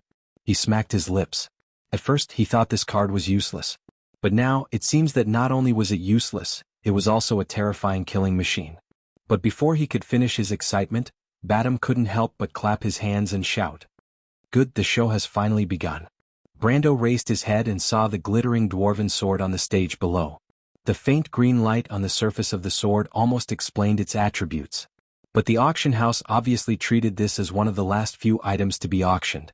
The auctioneer picked up the sword and said, This is a sword forged by the dwarves. It is like a work of art and its value is not low. I don't need to say more. However, on top of this perfection, an outstanding alchemist forged it into an outstanding magical sword. Magic sword, he repeated. The auction house was silent for a moment. Those low-light magic items and pseudo-magic items were generally called alchemy items in public. However, only those truly powerful treasured swords could be labeled as magic swords. Since the auctioneer said so, it was obvious that he was holding such a treasured sword. There wasn't a single adventurer, mercenary, or knight who wouldn't be tempted by a weapon they could wield. That was why they couldn't help but hold their breath when they heard that. But as if to prove his words, the auctioneer suddenly swung his sword backward. Sparks flew as the sword hit the anvil behind him. Almost everyone in the auction hall heard a soft sound. After the sword passed, a deep cut appeared on the metal surface. Not only that, the traces of corrosion on the cut left a deep impression on everyone. Everyone sucked in a breath of cold air. Even the private rooms above were silent for a moment. The auctioneer put down the sword and clapped his hands. This sword is called the Heart of the Tree. The starting price is 25,000 tor. Every increment must be at least 5% of the starting price. Now let's begin. Amandina frowned when she heard the starting price. Isn't it a little too high? She was a noble's daughter after all. She did not understand what a good weapon meant to those who risked their lives for it. Of course not, Badam shook his head decisively. If I didn't know that it was the Lord's work, I'm afraid that I would also bid for it. Most of the adventurers and peers here have some savings. I don't think that they would miss this opportunity, unless he doesn't use a sword. As if in response to his words, the first bidder raised his sign as soon as he finished speaking. Then there were people who raised their signs one after another. There was no need for the auctioneer to stir up the atmosphere, and the bidding for the sword had reached a climax. The price reached 60,000 tor at a dazzling speed, and only 4 or 5 voices were left in the hall. Cripple only recognized one of them, and he told Brando that he was the deputy commander of the Silver-Winged Cavalry. Brando thought that it would be best if the commander of the Silver-Winged Cavalry participated as well. He would kill the lackey of the Unifying Guild sooner or later anyway, so he could return the sword to him. When he thought of that, the price had reached 70,000 tor. At this time, another 2 people backed out. Only the deputy commander of the Silver-Winged Cavalry and 2 other nobles were left. The deputy commander of the Silver-Winged Cavalry raised the price to 75,000 tor and forced his opponent to back out. However, his opponent did not seem to want to give up. After a short moment of silence, the auctioneer's assistant read out the price of that person again. 90,000 tor. It was as if a layer of ice had formed on the spectator seats. Everyone could not help but turn around to look at the person in the private room. Even Cripple could not help but guess if it was Count Nakin's representative. If it's that old man Nakin, then this will become a battle between the White Mane Army and the nobles. My lord, this is good news. The cripple blinked his eyes and said with a smile. But at this time another voice came from the crowd. 100,000 tor. Brando and the rest could not help but turn around. Badam's face changed when he saw that person, and before Cripple could say anything he said, Lord Knight, that's Viscount Turst's man. Why is he down there? Brando asked. God knows. The red-bearded mercenary shook his head. However, Brando did not mind if this weapon fell into the hands of his potential enemy. To Badam and the rest this was a rare sword, but to him, it was just SOSO. In the free port of Ampere Seal, such transactions happened almost every day. It was just that Braggs was too secluded. The deputy commander of the Silver-Winged Cavalry thought for a while and raised the price one last time. In the end, he was defeated by Turst with a price of 110,000 tor. The nobles in the first level accepted the challenge once again, and the price rose to 130,000 tor. He doesn't seem to be Count Nakin's representative, Amandina said. Brando nodded and his heart relaxed a little. The price he had in mind was 100,000 to 150,000 tor. So far, it could be said that he was quite satisfied with the result. Even if he paid the processing fee, he would still get close to 160,000 tor. At least, it was more than enough to carry out the next step of his plan. But the heavens seemed to want to give him a surprise today. Just as Turst was about to withdraw, a new hunter entered the fray. The new hunter bid 155,000 tor, and even the auctioneer could not help but put down his hammer and look at the third level of the noble's box in shock. He could not help but wonder who was in there. Brando turned around to ask Cripple, but he could not come up with an answer even after thinking for a long time. The nobles in the first level finally hesitated. After thinking for a long time, they bid 160,000 tor. But the mysterious person in the third level immediately counterattacked, and the price was raised to 170,000 tor. 170,000 tor. Brando, Amandina, Badam, the Shire and Cripple looked at each other. Even if it was a magic sword, it should not be worth this price. No one responded for a long time. Not only the participants but even the audience below was deathly silent. The auctioneer took a deep breath and finally reacted. Shakily he raised the hammer. After 3 bangs, the exciting performance finally came to an end under everyone's doubts. What happened just now? 170,000 tor? Badam patted Cripple's face. Cripple, have you seen so much money before? Even Cripple, who was known for his vast experience, felt that it was unreal. Even though it was not the first time he saw hundreds of thousands of tor in an auction, the money had nothing to do with him. But this time the money was more or less related to him. This little bit of connection was enough to make the profiteer of the Black Pepper Alley speechless. After all, he had been a loan shark for 20 to 30 years, and his savings were only a few tens of thousands of tor. Amandina clenched her sleeves tightly as she tried not to show any signs of shock. However, her expression was extremely awkward, and Seal couldn't help but laugh at it. When Brando went to see the little Roman, Amandina was very happy. She happily took out a small notebook and said, "Brando, we have capital now." Brando smiled faintly. On the other side, the auctioneer seemed to want the auction to end in an exciting fight. Brando's heart of the tree was taken away, and the new item on the stage made everyone hold their breaths. Fire seed. Heavens, it's a fire seed. Someone is auctioning a fire seed. Exclamations rang out in the small auction hall. Brando turned around and said to the Shire, "This is the highlight of this auction. It's a pity, or else our heart of the tree could have been the highlight." The Shire nodded. But Brando's words did not mean that it was a pity. He continued, "Every single one of Erwin's fire seeds were produced by the Holy Cathedral of Fire. The Javier sect is selling them so openly, it seems like they are trying to raise money. But everyone knows that the Javier sect is siding with the royal family. I don't know what the royal family is doing this time that they need to use such a method to raise money." The Shire thought for a moment and replied, "Maybe it has something to do with the war?" Brando thought for a moment, but there was no record of it in his memory. He nodded non-committally, then raised his head and felt that the atmosphere around him had changed. A sense of tension had spread all around him, and he could not help but think that someone had already received the news and was prepared. "Are we going to participate?" Amandina asked from behind. Brando thought for a moment and decided not to participate in this game of big fish eating small fish.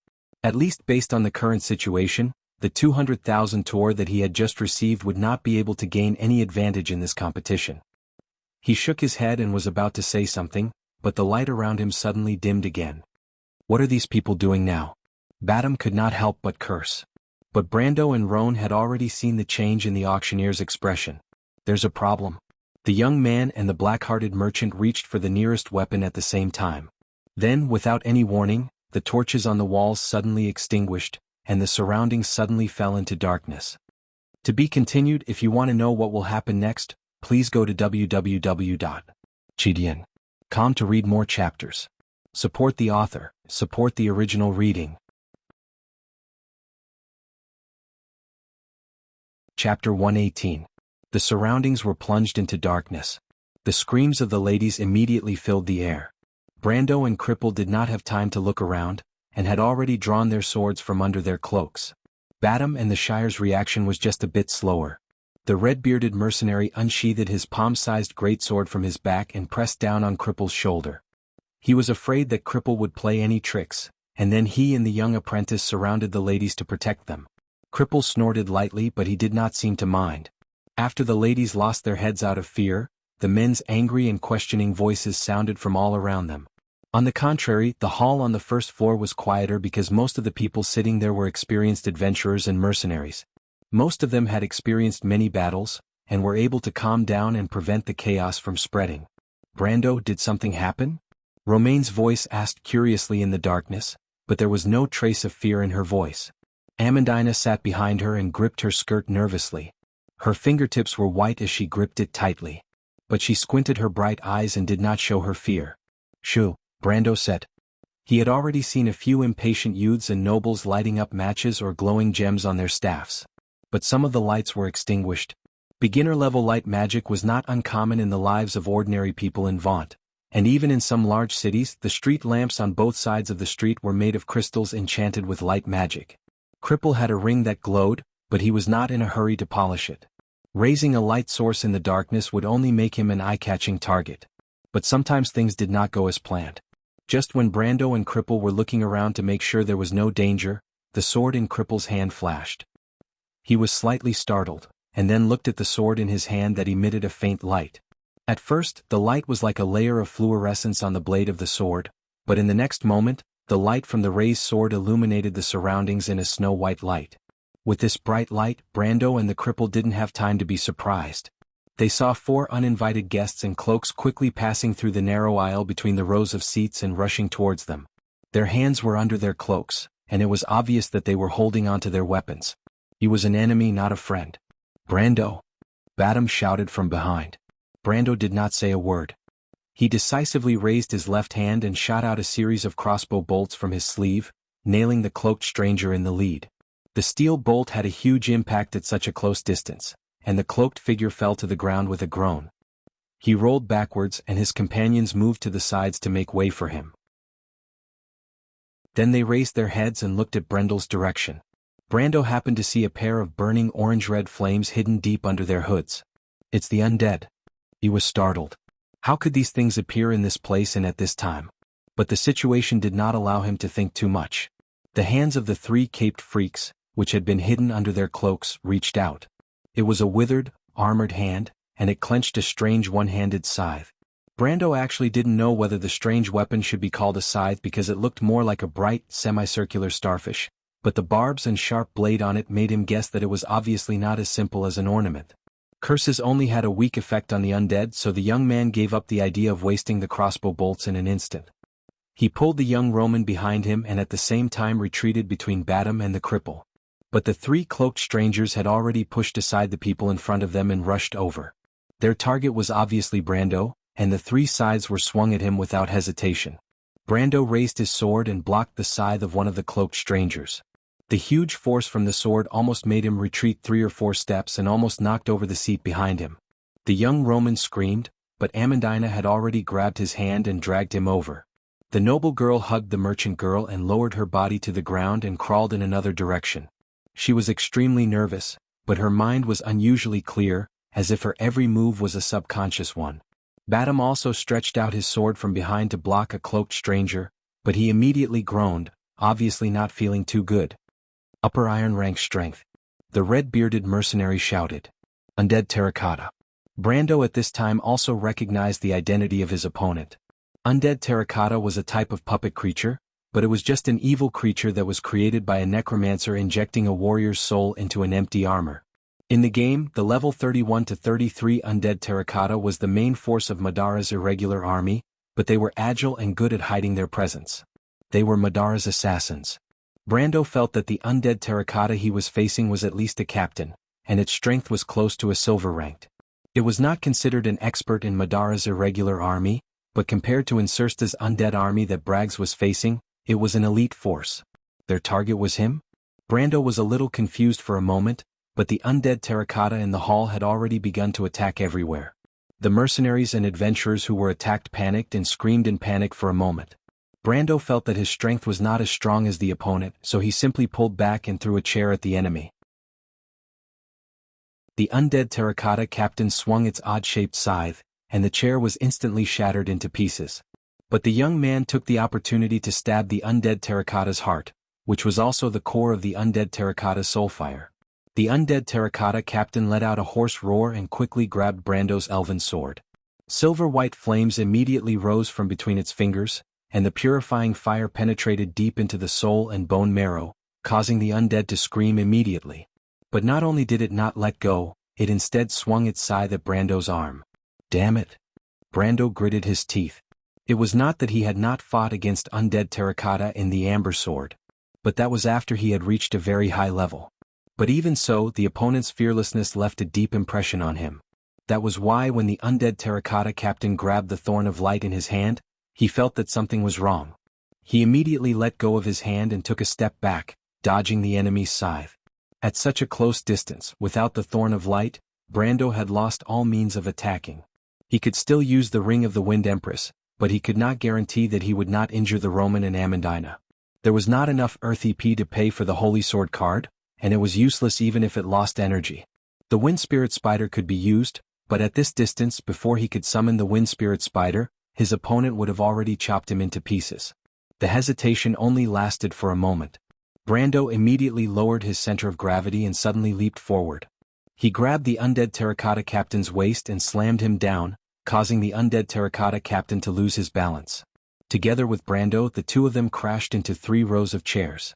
Brando's body was in so much pain that he felt like his bones were about to fall apart, but his mind was very clear. He immediately got up with the undead Terracotta Captain.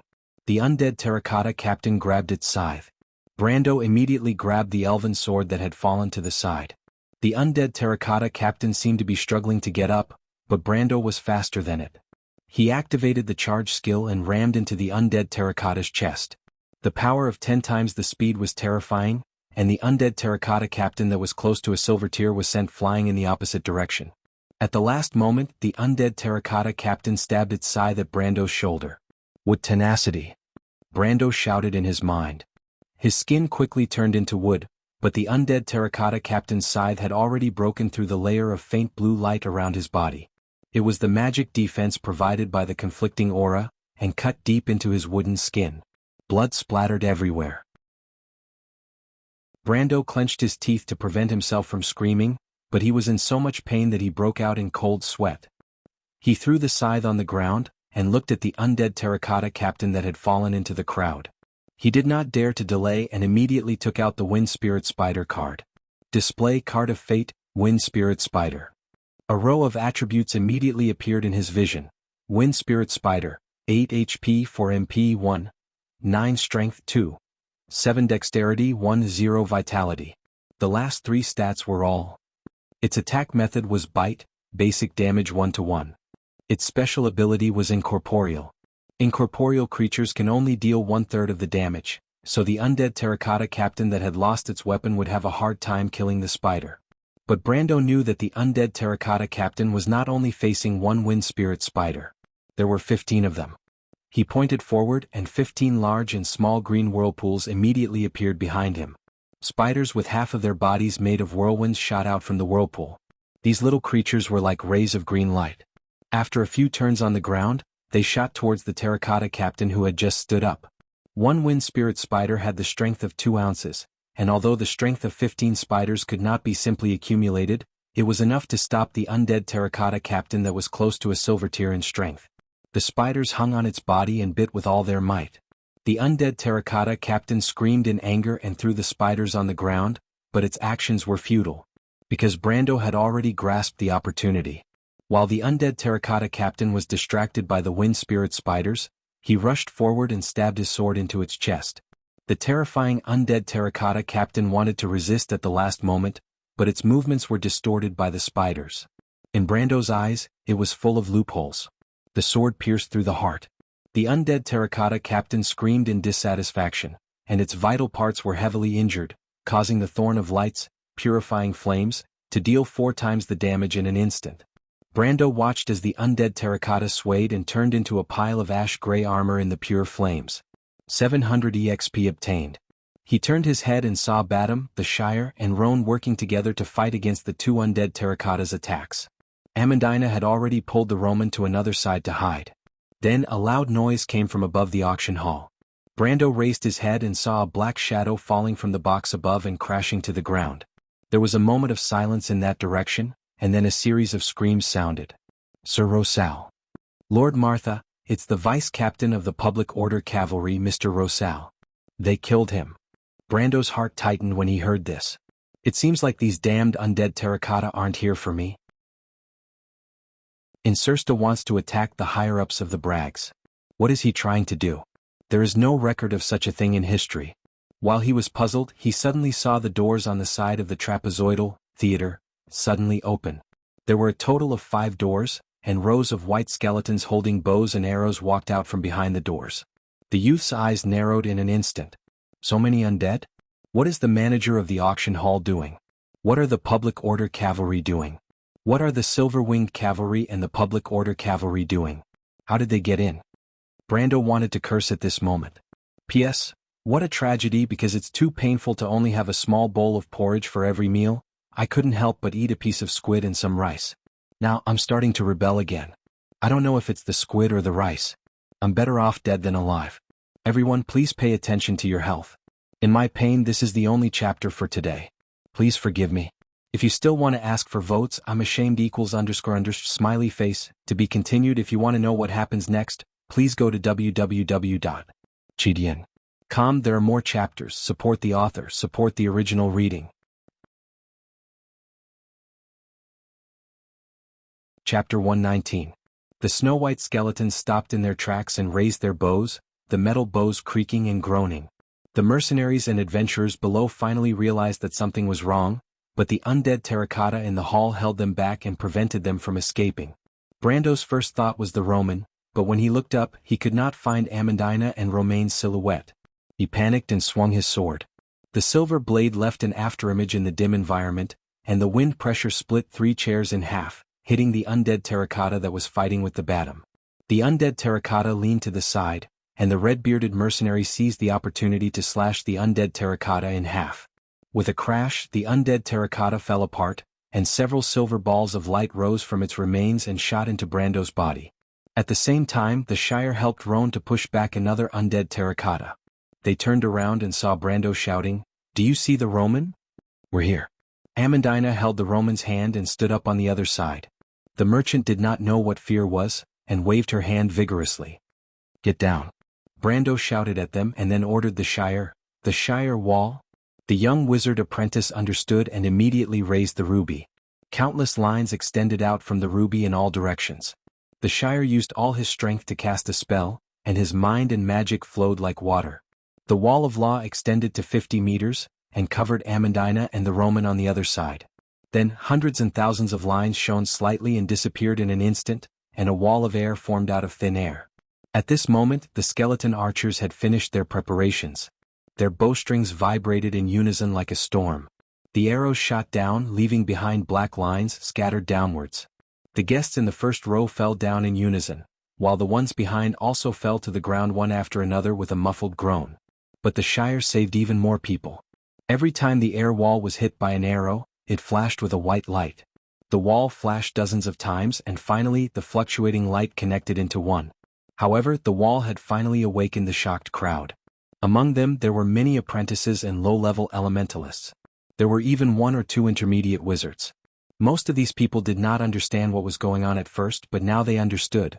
They stood up, twirled the rings on their fingers, or simply chanted aloud. The wizards stretched out their hands, and streaks of white light appeared from the crowd, extending towards the door above the auction house. There were even 1 or 2 weak fireballs. What followed was a series of explosions. Air currents, bone fragments, dregs, wood shavings and dust flew everywhere. At least Brando saw several skulls bouncing and rolling down not far from him. Then smoke and dust filled the entire hall. Brando coughed twice, but his coughs were drowned out by the noise of the surrounding people. He casually pushed aside a mercenary who bumped into him and shouted to the top, "The Shire Roman, come down. Come to me." Brando was worried that his voice was not heard by the people above, but soon he saw Batum rushing out of the smoke with the fainted cripple in his arms. Behind him was the Shire, followed by Amandina and the young Roman. Amandina's face was covered in dust, and she looked like a little fox with a smeared face. When she saw Brando looking at her, she could not help but embarrassedly stick out her tongue. "I thought the Shire's wall would not affect me. Brando, I'm sorry."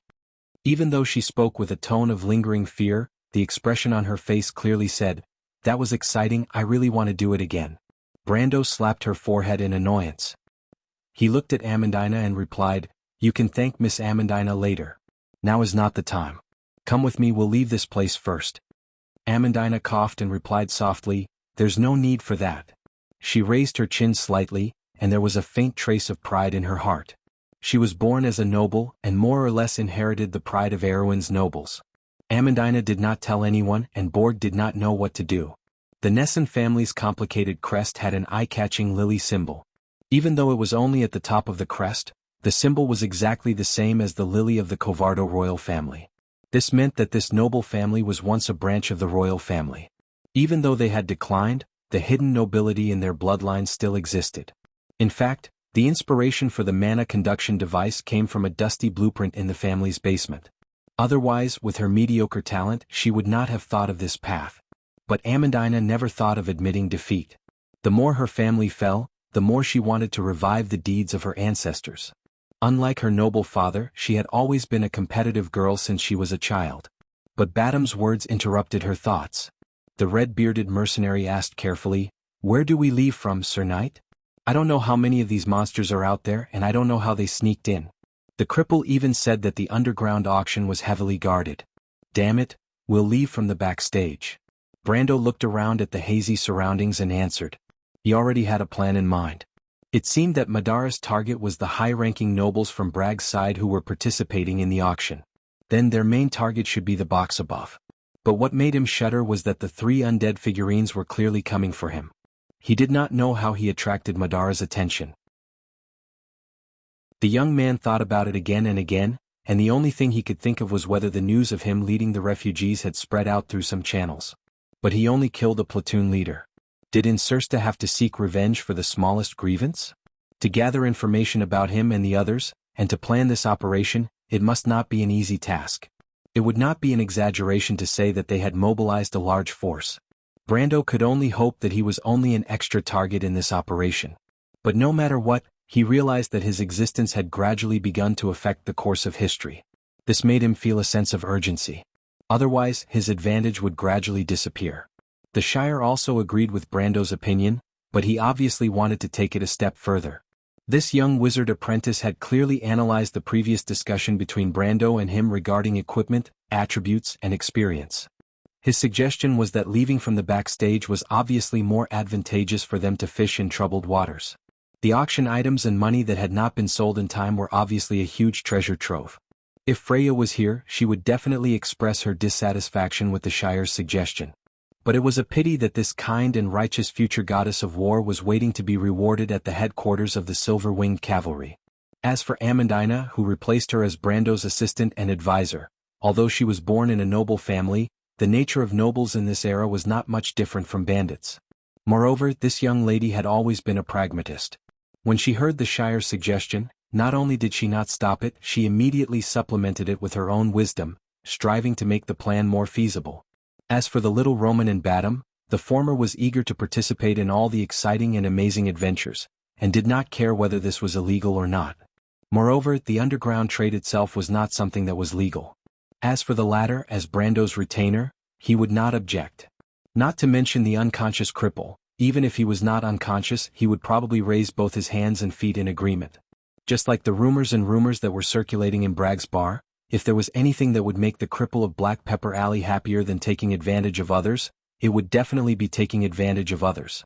Seeing that his nominal subordinates were still thinking about how to earn money in such a dangerous situation, Brando could not help but wonder if this was a good thing or a bad thing.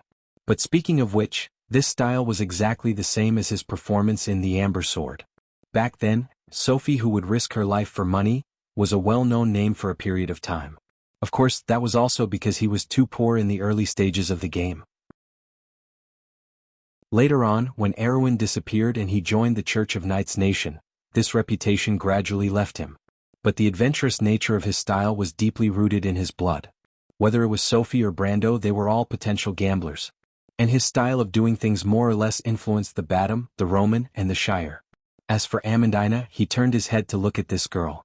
Her personality was a little similar to his. The few of them had a plan and immediately approached the auction stage below. But they quickly realized that there were many people who had the same idea as them. But under the obstruction of the undead terracotta, there were not many people who could rely on 2 warriors who were close to the iron-ranked level and 15 wind spirit spiders to pave the way. Because of that, they were the first to break through the obstruction of Madara's assassins and arrived at the stage below. The first thing that Brando saw was the auctioneer and his assistant lying in a pool of blood. The place where the tinder should have been on the stage was already empty, and the treasure that gave a lot of bonus points was nowhere to be seen. This made him frown. There were 2 possibilities. One was that the undead had taken the tinder, and the other was that there was something to think about. He and the Shire looked at each other and saw the doubt in each other's eyes. The tinder was an invaluable treasure to most intelligent beings, but it was not the case for the undead. Madara used the Soulfire and the Psionic Tower to expand their territory, so the tinder was almost worthless to them. This information might not be known by normal people, but it could not be hidden from a veteran in the game and a wizard's apprentice. For example, Brendel and the Shire.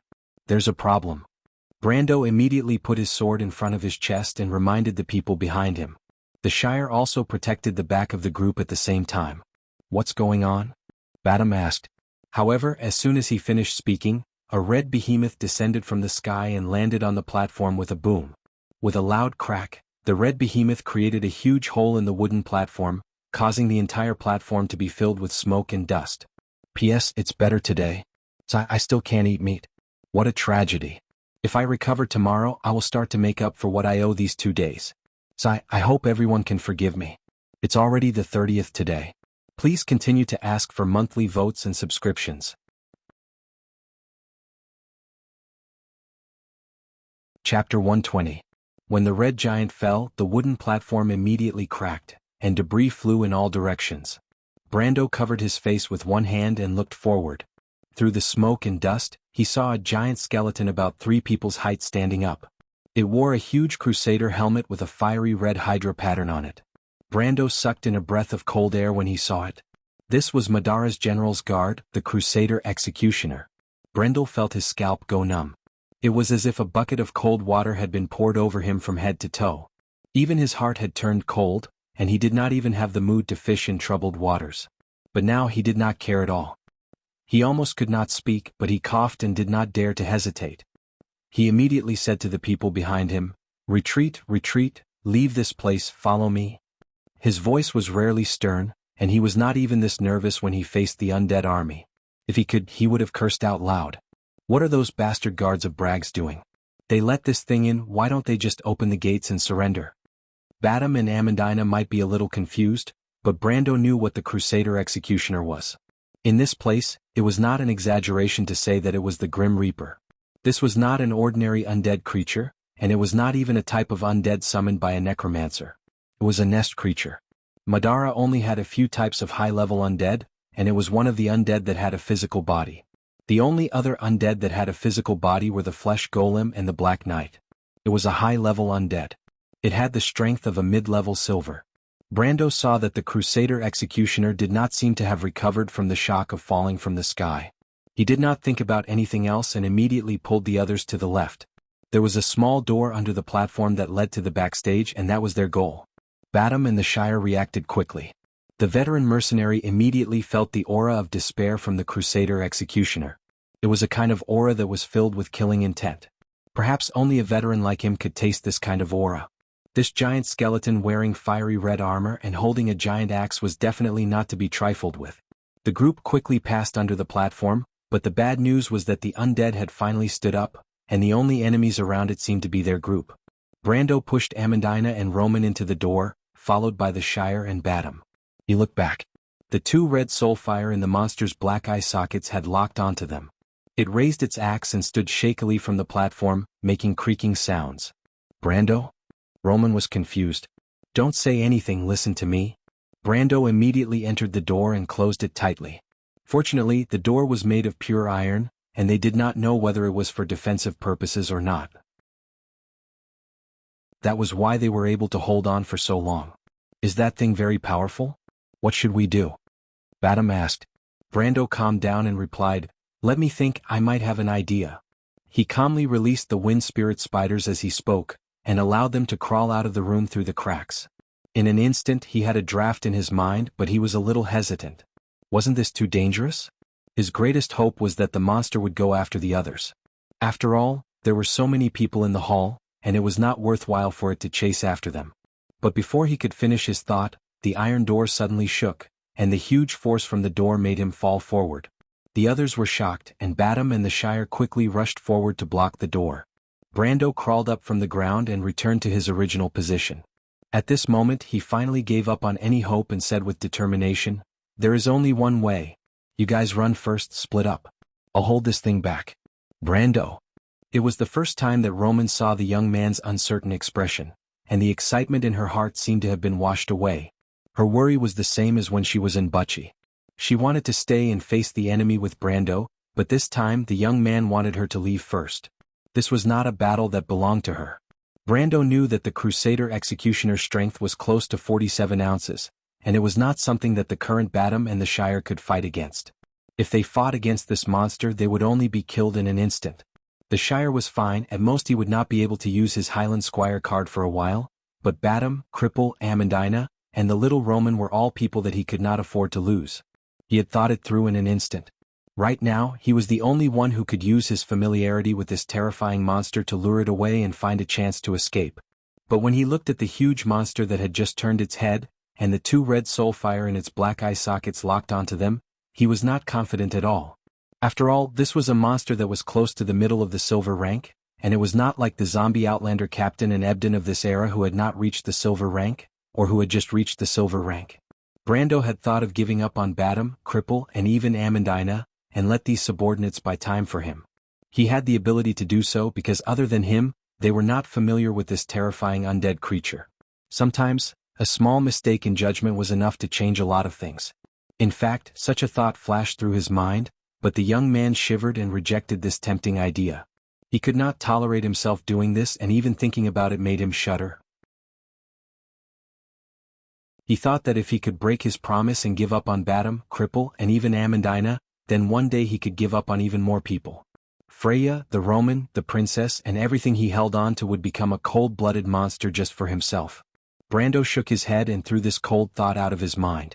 In just an instant he was sweating profusely as if he had just experienced a battle between heaven and earth. He said in a low voice, "You guys run first, split up. I'll hold this monster back." Badam stopped in his tracks. "My lord, you're the lord, how can we abandon you?" This experienced mercenary with a fiery red beard who was good at reading people's expressions completely put himself in the role of a retainer at this moment. Even he himself didn't realize it. It was natural. "My lord, this is the general's guard of Madara's undead army. You are not its opponent, please let me buy time for you." The Shire put his hand on his chest and answered seriously. "You know it?" Brando was surprised. "Brando," Amandina pulled her hand out of Badam's hand. She turned around and said with a serious face, "We don't need you to be a hero, we've entrusted our ideals to you. At least, we hope that you can reconsider your promise to a weak woman." "What are you talking about, Amandina?" Badam grabbed the girl's shoulder and lost his temper. But the second impact came quickly, and the three of them felt the terrible power of the door this time. Brando realized that there was not much time left, and he pointed his sword to the back and said in a low voice, "Since when did a woman have the right to interfere in a man's battle? Badam, take her away." "Mr. Brando, you..." Amandina was stunned, but she took a deep breath as if she suddenly understood Brando's meaning. She stopped and looked at the knight with a complicated expression. "Brando, what about me?" The Roman blinked and asked, "Aren't you a woman?" Brando replied in an annoyed tone, "Oh." The little Roman was a little disappointed. Since it was an order, Badam had no room to disobey. He could only nod and leave with Amandina and the Roman from the other side of the stage. He turned around and saw a small hidden door behind the cloth curtain. Most underground auction houses had such an emergency passage that led directly to the showroom. Sometimes it was manually or magically powered.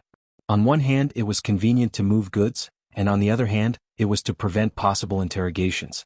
Of course, the probability of the latter happening was close to zero. At the same time, Brando also breathed a sigh of relief. If he dared to say that women should not be involved in war in the Amber Sword, the senior and leader who had been guiding him all this time would have beaten him to a pulp. But unknowingly he had become a competent leader himself. And the old players and seniors who had gone through ups and downs with him had left one by one, leaving him to fight alone. It was like this in the game, and it was the same here. Although Brando had confidants such as the Roman and Freya, subordinates such as Badam and Reto, and the intelligent Amandina as his aide, he could not help but feel lonely. However, he still couldn't help but feel lonely. Perhaps no one would understand why he was working so hard. He turned around and looked at the Shire. The wizard apprentice still looked at him firmly and replied, "My lord, you know my identity. In a sense, your safety is more important than my life. Because even if I disappear, as long as my lord is alive, then there is the possibility of me appearing again. Otherwise, everything is meaningless to me." "You have convinced me," Brando nodded. "In that case you can stay." The door finally opened with a click. The tip of the blood-red axe extended from behind the door. The door shook violently, and the Shire and Brando who were pressing on the door bounced back. But this time they did not block it. Brando waved to the Shire and shouted, Come, let's go to the other side. With that, he stood up and dragged his squire to his feet. He glanced behind him and then ran towards the door on the other side of the hall. The Crusader executioner swung the axe again and finally broke through the door. It lowered its body and crawled in. Just as it was about to look around, a ray of white light hit its head, and the spell instantly disintegrated. The terrifying undead creature turned its head and immediately saw Seal and Brendel at the side. In fact, the young wizard apprentice was still maintaining his hand gesture. "Over here, you brainless undead." Brando sneered. The skeleton in blood-red armor roared and immediately chased after them. It straightened up, and the wooden and stone ceiling was smashed into pieces like tofu. The Crusader executioner had 22-ounce agility, so although it looked huge and clumsy, it was actually astonishingly fast. As soon as it moved, its huge body was already in front of Brando with a cracking sound. But Brando already knew this, so when he saw that the Shire's attack was ineffective, he immediately dragged the ladder and rolled sideways into the door. Just as they escaped, the Crusader executioner smashed the door frame with a bang. The monster stepped on the stone chips and walked into the room. It saw Brando and the Shire had already climbed up from the other side. Brando stood up, panting, but he was not as nervous as he was when they were escaping from Butchie. On the contrary, his mind was clear at this moment. He knew that he and the Shire would not be able to deal any damage to this high-level undead, but he was not without a chance of survival. At least he knew that he had two options. The first option was to hold on until the silver-winged cavalry arrived. Although the silver-winged cavalry was a lackey of the All-for-One, he was not on the same side as Madara. Moreover, he was a knight with the strength of a lower gold rank, so it was easy for him to deal with this monster. He did not even need to do it himself. The silver-winged cavalry was the elite of the White Mane army, and the platoon leaders were all at least silver rank. Any one of them could easily kill this brainless undead. But the Crusader executioner was right in front of him, and he doubted if he could hold on for that long. It was not impossible for him to lose his head in the next moment. After thinking about it, Brando realized that it was more realistic to rely on himself, so he could only choose the second option. And that was to find the Elemental Revelation Scroll. P.S. It hurts, I shouldn't have eaten that squid. I really only ate one, why is it so strong? My stomach hurts so much today. He clenched his teeth and wrote 2 chapters. This is the first chapter, the second chapter will be released later. I'll grit my teeth and beg for a guaranteed monthly ticket for next month. Everyone, please support me when you see that I'm seriously injured and can't leave the front lines.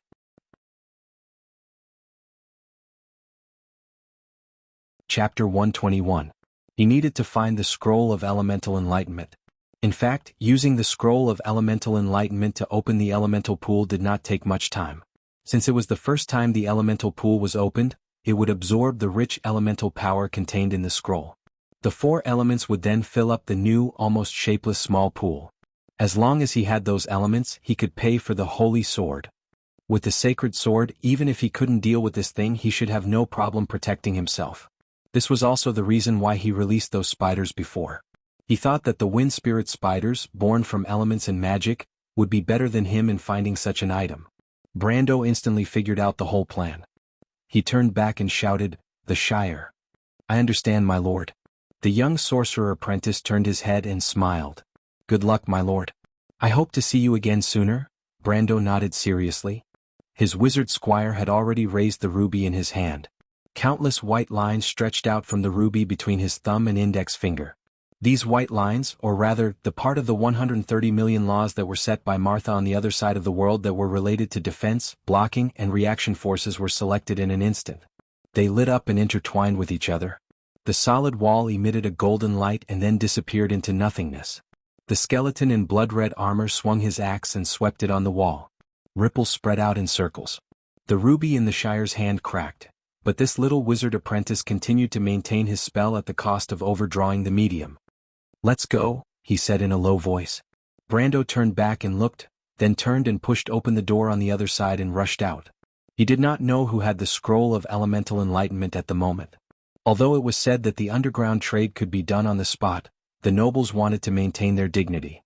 Therefore, they would usually let the auctioneer send the auction item directly to their residence after the auction. So he had a chance. He quickly walked through the corridor. The showroom was in the direction that Batum and the others had left in. However, such a building would usually have an emergency passageway. If he could find it, it would be much easier. However, he opened the doors on both sides one by one. As he continued to be disappointed, he gradually became anxious. Soon he heard a loud noise behind him. It was the sound of the Crusader. It did not seem to have given up on chasing him. The Shire is dead. Brendel could not help but check his own status. The Highland Squire's card was showing a rare gray color, and it was displayed in the center of all his cards. It was the same for the Wind Spirit Spider card. The previous loss had caused half of the card to turn gray. It seemed that summoning cards would face the threat of a graveyard. He hesitated for a moment before recalling the rest of the Wind Spirit Spiders. It was difficult for him to find the right target in this auction house alone. However, the Wind Spirit Spiders that were born from elements and magic would have a much easier time finding the location of the Elemental Revelation Scroll or the person who held it. But when he turned around, the voice behind him caught up again. It seemed that the terrifying undead did not intend to give him the time to do so. At the same time, a Wind Spirit Spider shot out from one of the rooms and landed at his feet. It stopped for a moment, then immediately scurried in another direction. Found it? Brando was shocked and immediately chased after it.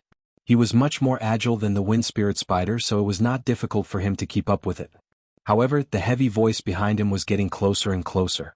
His heart could not help but beat faster. How far was it? Would it catch up with him? Was it the Elemental Revelation Scroll? There were too few factors that he could be sure of, but Brando could only grit his teeth and take a gamble. He turned around the corner with the little green creature and saw a few corpses lying on the side of the aisle. They seemed to be the staff of the auction house. There were enemies. Brando was alarmed, but he immediately saw a few skeleton soldiers wearing black chainmail and holding long swords staggering out from the doors on both sides of the aisle. He immediately heaved a sigh of relief.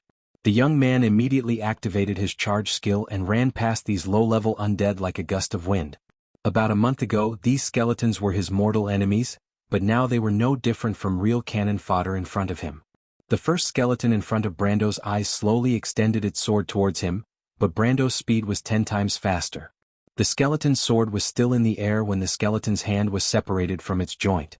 A white flame emerged from the wound, and the flame was quickly directed to the skeleton's body by a ray of silver light and set it ablaze. Brando ran past 7 skeletons in an instant.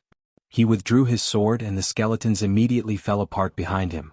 But the young man did not have time to be happy because he saw the blood-red figure chasing him around the corner. 22 OZ agility against less than 10 OZ agility. The Crusader Executioner raised his axe and stabbed towards Brendel like a shadow. The ceiling cracked in front of him, but this resistance could not negate a few OZ agility. Brando could not avoid it at all. He could only brace himself and use his strength to slash at the axe. When the elven sword and the axe clashed, there was a sharp screech that made one's teeth ache. The sword immediately bent at a strange angle, and Brendel felt as if his right hand was breaking apart inch by inch, and he lost his sense of direction in an instant. He only felt himself and his sword fly backwards and hit the wall with a bang. The only fortunate thing was that he happened to land by the door where the Wind Spirit Spider stopped. He immediately gritted his teeth and ordered the Wind Spirit Spider to pounce on him while rolling into the room. At this moment he really hoped that Martha would bless him. The Elemental Revelation Scroll was displayed in the room. But when he rolled in, he raised his head with a heart full of hope, but he saw something that he did not want to see the most. A spirit terracotta turned its head around from the side of a mercenary's corpse. It obviously did not expect someone to be outside. The undead creature was holding a single scythe dripping with blood. It turned its head and stared at Brando with the faint green flames in its eye sockets. And the young man saw that it was holding something in its other hand. It was a sparkling and translucent crystal ball with a raging flame burning inside. Tinder. The spirit terracotta subconsciously raised its single scythe, but Brando reacted faster than it. He used his left hand to support his numb right hand. The sharp pain almost made him tremble, but he still gritted his teeth and shouted, "Ois!" The huge wind pressure caused the air in the room to shrink slightly, and then it exploded with a loud bang. The strong wind almost formed a straight line, and the spirit terracotta's armor instantly shriveled, deformed, and then flew backwards and hit the wall. The wall also collapsed inwards and with a bang a huge hole opened up. The strong wind formed a radiating shock wave, and all the obstacles in front of it were destroyed. The spirit terracotta was only an iron-ranked monster, and it was not a monster that focused on defense like the gargoyle. Naturally, it was destroyed in an instant just like the swordsman in Pine Fortress. With a crack, the spirit terracotta that had lost its upper body knelt on the ground. Brando then pounced forward and snatched the tinder from its hand. He did not know if this thing was useful, but at this time he did not care so much. He turned around and saw the Crusader Executioner holding the crushed wind spider spirit that was still dripping with green liquid. The terrifying undead creature saw that Brando had nowhere to run and could not help but grin. This grin did not represent its intelligence, but the instinctive desire of a dark creature to kill. Grin my ass.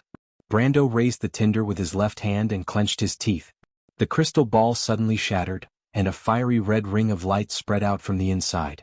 This ring of light first went past Brando, and then it expanded 10 times in a breath. It went past the Crusader Executioner. The monster was raising its axe, but it suddenly stopped as if it was immobilized. At that moment, all the wizards and elementalists that had magic power in their bodies within a radius of 10 miles around Bragg's changed their expressions. They stopped what they were doing and looked in the direction of Bragg City. The red ring of light continued to expand. It went past the auction house, the whole of Hood District, Bragg City, and then the outskirts of Bragg City at an astonishing speed. It spread out for a few miles before it slowly stopped and disappeared. Although this moment was short, all the soldiers in the Silver-Winged Cavalry's camp in Bragg City saw their shadow hounds vaporize in an instant and then disappear. That was the power of order. The undead creatures also worshipped the only true god, Martha. Like humans, they were also creatures of order.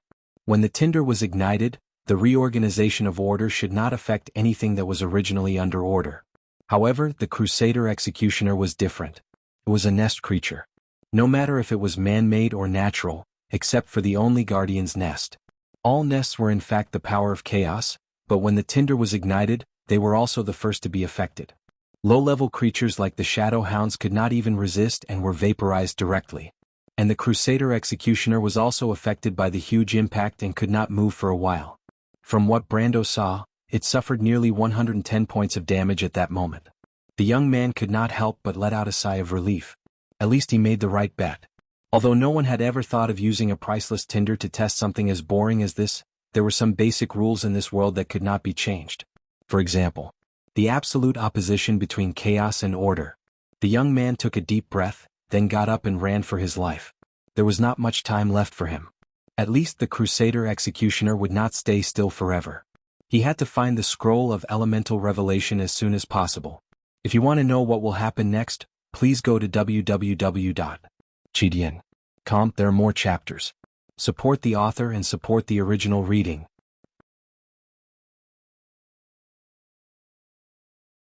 Chapter 122. Just as Brando rushed out of the room, the skeleton in red armor behind him began to move. It struggled to turn half of its body, and its movements gradually became smooth. At the same time, a few wind spirit spiders crawled out of the ruins and returned to the young man. Brando found that there were 4 of them left, but 2 of them clearly indicated that they had found their respective targets. The wind spirit spiders could speak the wind language of Tenairu. Although Brando did not actually master the language, he seemed to be able to understand what they meant. The thing was not far from him. Tenairu is the place where the Wind Spirit King lived and woned. Its full name is Tenairu's Wind's End, or the Mountain of Storm's End. A large number of wind elementals gathered here, forming different tribes. Their language came from the ancient runic language family, the Wind language, and was one of the few languages that still had magic power. Therefore, the wind language of Tenairu was also a compulsory course for the elementals, especially the storm envoys. This allowed him to breathe a sigh of relief. But with the intelligence of these little creatures, they could not tell whether the magic item they found was the elemental revelation scroll that he needed. Brando had to make the judgment himself. There were 2 targets in total. One was about 30 meters away in the south, and the other was about 50 meters away in the west. Brando thought for a while. The possibility of the west leading to the exhibition room under the auction stage was higher. But the danger of going back the same way was self-evident. While thinking, he recalled 2 of the wind spirit spiders in case the card accidentally entered the tomb. On the other side, 2 soul fires were reignited in the dark eye sockets of the undead. Brando knew that he did not have much time, but his current situation was not good. The Thorn of Light was lost in the rubble, and he did not have time to find it. The Shire was also gone and his right arm was almost broken. He still could not feel it. The wind spirit spiders could not help much, and the ring of the Wind Empress was still in a charging state. The exhaustion of his magic power was accompanied by a faint sense of exhaustion, but fortunately, he still had more than half of his strength left, and his life was not lost. He stood unsteadily on the walkway, his thoughts flashing like lightning. The cursed bolts could not help much against the undead, but perhaps there was another option, which was to break through the window on the second floor and go to the crowded street. However, this would not prevent the terrifying undead from continuing to pursue him. Life waves were extremely sensitive to the undead, and there was no way it could not find a person in a crowd. In particular, in the open, it was even less likely that he would escape from the Crusader's hands. It wasn't that the Crusader executioner didn't have any weaknesses, but the absolute difference in strength made him unable to do anything. He could almost hear the sound of the undead behind him moving again. Brando shook his head to get rid of this thought and quickly moved forward along the corridor where broken walls could be seen everywhere. In just a short moment, this small auction house seemed to have encountered a storm. The previous competition had irreversibly changed the terrain here. However, he wasn't in the mood to care about that right now. As long as the undead caught up to him, he wouldn't be able to run more than 10 meters away. I need to think of a way. He suddenly saw the remains of a skeleton soldier not far away, which should be his masterpiece not long ago. He had an idea. Crack. The giant skeleton wearing blood-red armor had already walked out of the room with a battle axe in its hand. Its huge body was half-stooped, and its yellowish ribs were like bone swords inserted into its spine, surrounded by a burning flame in the middle. It was only wearing shoulder armor, a helmet, and a simple skirt armor because under the protection of its bone plates were stronger than ordinary metals after being tempered by the power of chaos. It turned its head, and the empty corridor was silent. It was stunned for a moment. Previously, the life waves had told it that the weak human was moving along this corridor, but now, that feeling had become undetectable. Brando lay flat next to the remains of the skeleton. He gently exhaled and then held his breath. He tried to calm his heartbeat and slow his blood circulation as much as possible so that he wouldn't be too eye-catching in the undead's eyes. As expected, the Crusader executioner slowed down. The signs of Brendel's life force gradually weakened in its gray vision. It was a little doubtful, and the remaining cunning instincts made it slow down its steps. It didn't want to fall into a trap. However, it wasn't completely unable to see Brando, and the young man understood that. He carefully removed the black steel sword from the skeleton soldier's claws, his movements slow and gentle. Brando felt that although his heartbeat was slow, every beat was very powerful. It was like a drum covered with leather, beating on his fragile nerves. He didn't know if it was an illusion, but the huge skeleton inevitably came closer. It was less than 10 meters. At this distance, if the general guard of Madara attacked, Brando's head would be separated from his body. He couldn't help but turn his head once or twice, as if subconsciously making sure that his head was still on his neck. The undead took another step closer. Brando could no longer remain calm. The game had trained him to be calm, but now he was gambling with his life. He glanced at the tall skeleton. The general guard of Madara was known for its speed, ruthlessness, and slaughter throughout the battlefield.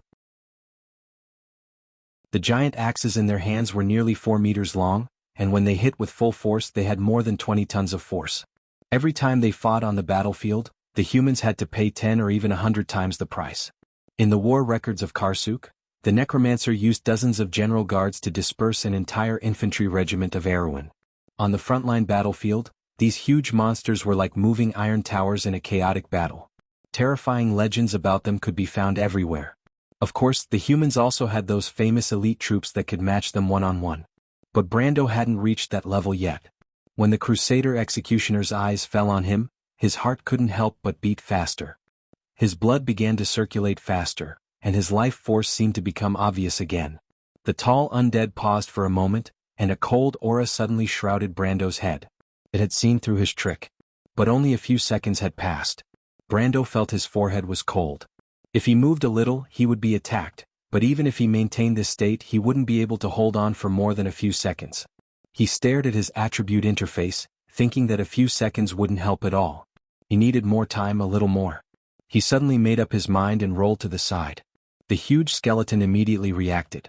It raised its battle axe, and the cold light reflected from the metal side hit Brando's face, making him pale. The gigantic monster was like a gray ghost. It moved more than 10 meters in the blink of an eye. It swung its axe to the side and created a crack in the wall. The cold edge of the axe was like a plow plowing through bricks. The broken bricks and the wood embedded in the wall protruded outwards, forming a deep trench that was moving forward at a high speed. The auction house was in an underground passage. The walls on both sides were reinforced, but under the abnormal strength of the Crusader executioner, they were as fragile as a piece of tofu. It swung forward, and the wind pressure and the crack suddenly extended towards Brando. But the young man made a feint. He rolled to the side, and at the same time he kicked hard on the ground and jumped in the opposite direction. The huge skeleton's axe was destined to hit the ground, and with a loud bang the stone floor cracked and stone fragments flew everywhere. But Brando jumped between the legs of the huge undead. The Crusader executioner let out a roar from its hollow neck. This was the scream of the soul, and it wanted to stab its feet with the axe. But Brando dodged left and right and had already climbed up and grabbed its thigh bone. Every time the huge skeleton wanted to turn the axe, the long handle of the axe was stuck in the ceiling. In the blink of an eye, Brando had already dodged 3 attacks. It finally woke up and reached out to grab the cunning human. 15 seconds. Brando had held on for long enough. When the huge skeleton of the Crusader executioner grabbed downwards, Brando immediately lowered his head to avoid it. The moment his charge skill entered cooldown, he activated it at the same time. In a flash, Brando had almost twice the agility of the monster. He rushed forward like a continuous shadow, and at the same time, he slashed the wall in front of him with a charge skill. Close to 20-ounce power bombarded the wall. The black steel sword let out a cry and broke inch by inch.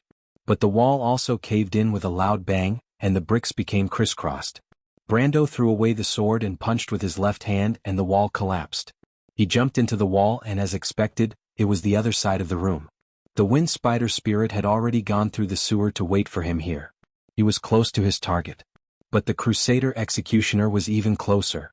Brando did not dare to be slow, and with the last bit of acceleration, he rushed out of the room like a meteor. Just as he left, the huge skeleton behind him roared and smashed through the wall. It shrieked and raised its head, its hands parting the broken wall, allowing the dust to fall and slide down the helmet. Then with a loud bang it squeezed in. The two of them, one in front and one behind, started a chase in the narrow space. The auction house was very unlucky. The Crusader executioner was like a human bulldozer. The wall between wood and stone could not withstand a single blow from its power of close to 50 ounces. As it moved forward, any wall would crumble into powder. In just a moment it passed through 3 walls. From the outside of the auction house, a part of the circular building had collapsed. Brando anxiously calculated the distance. There were still 2 more rooms. He casually took out a dagger from his belt and threw it back, but the Crusader executioner did not stop, and directly knocked it away. The sharp blade only left a white scratch on its bones. It raised its head, and what it faced was a wind spider spirit, but the huge skeleton casually punched it into a green sauce. Brando passed through another room. The Crusader executioner raised its axe for the second time, and this made the young man feel a chill down his spine. It seemed that there was not enough time. If you want to know what will happen next, please log on to www.gdn.com and read more chapters. Support the author and support the original reading. Translator, Endless Fantasy Translation Editor. Endless Fantasy Translation Editor. Endless Fantasy Translation. You're tuning in to the Han Lee's Wuxia Chronicles YouTube channel. We're so grateful for your support, and don't forget to subscribe to join us on this incredible journey through captivating stories. Your generosity through donations truly makes a world of difference, as it's the primary source of revenue that allows me to expand and enhance this channel for you. Thank you from the bottom of my heart for being a part of this adventure.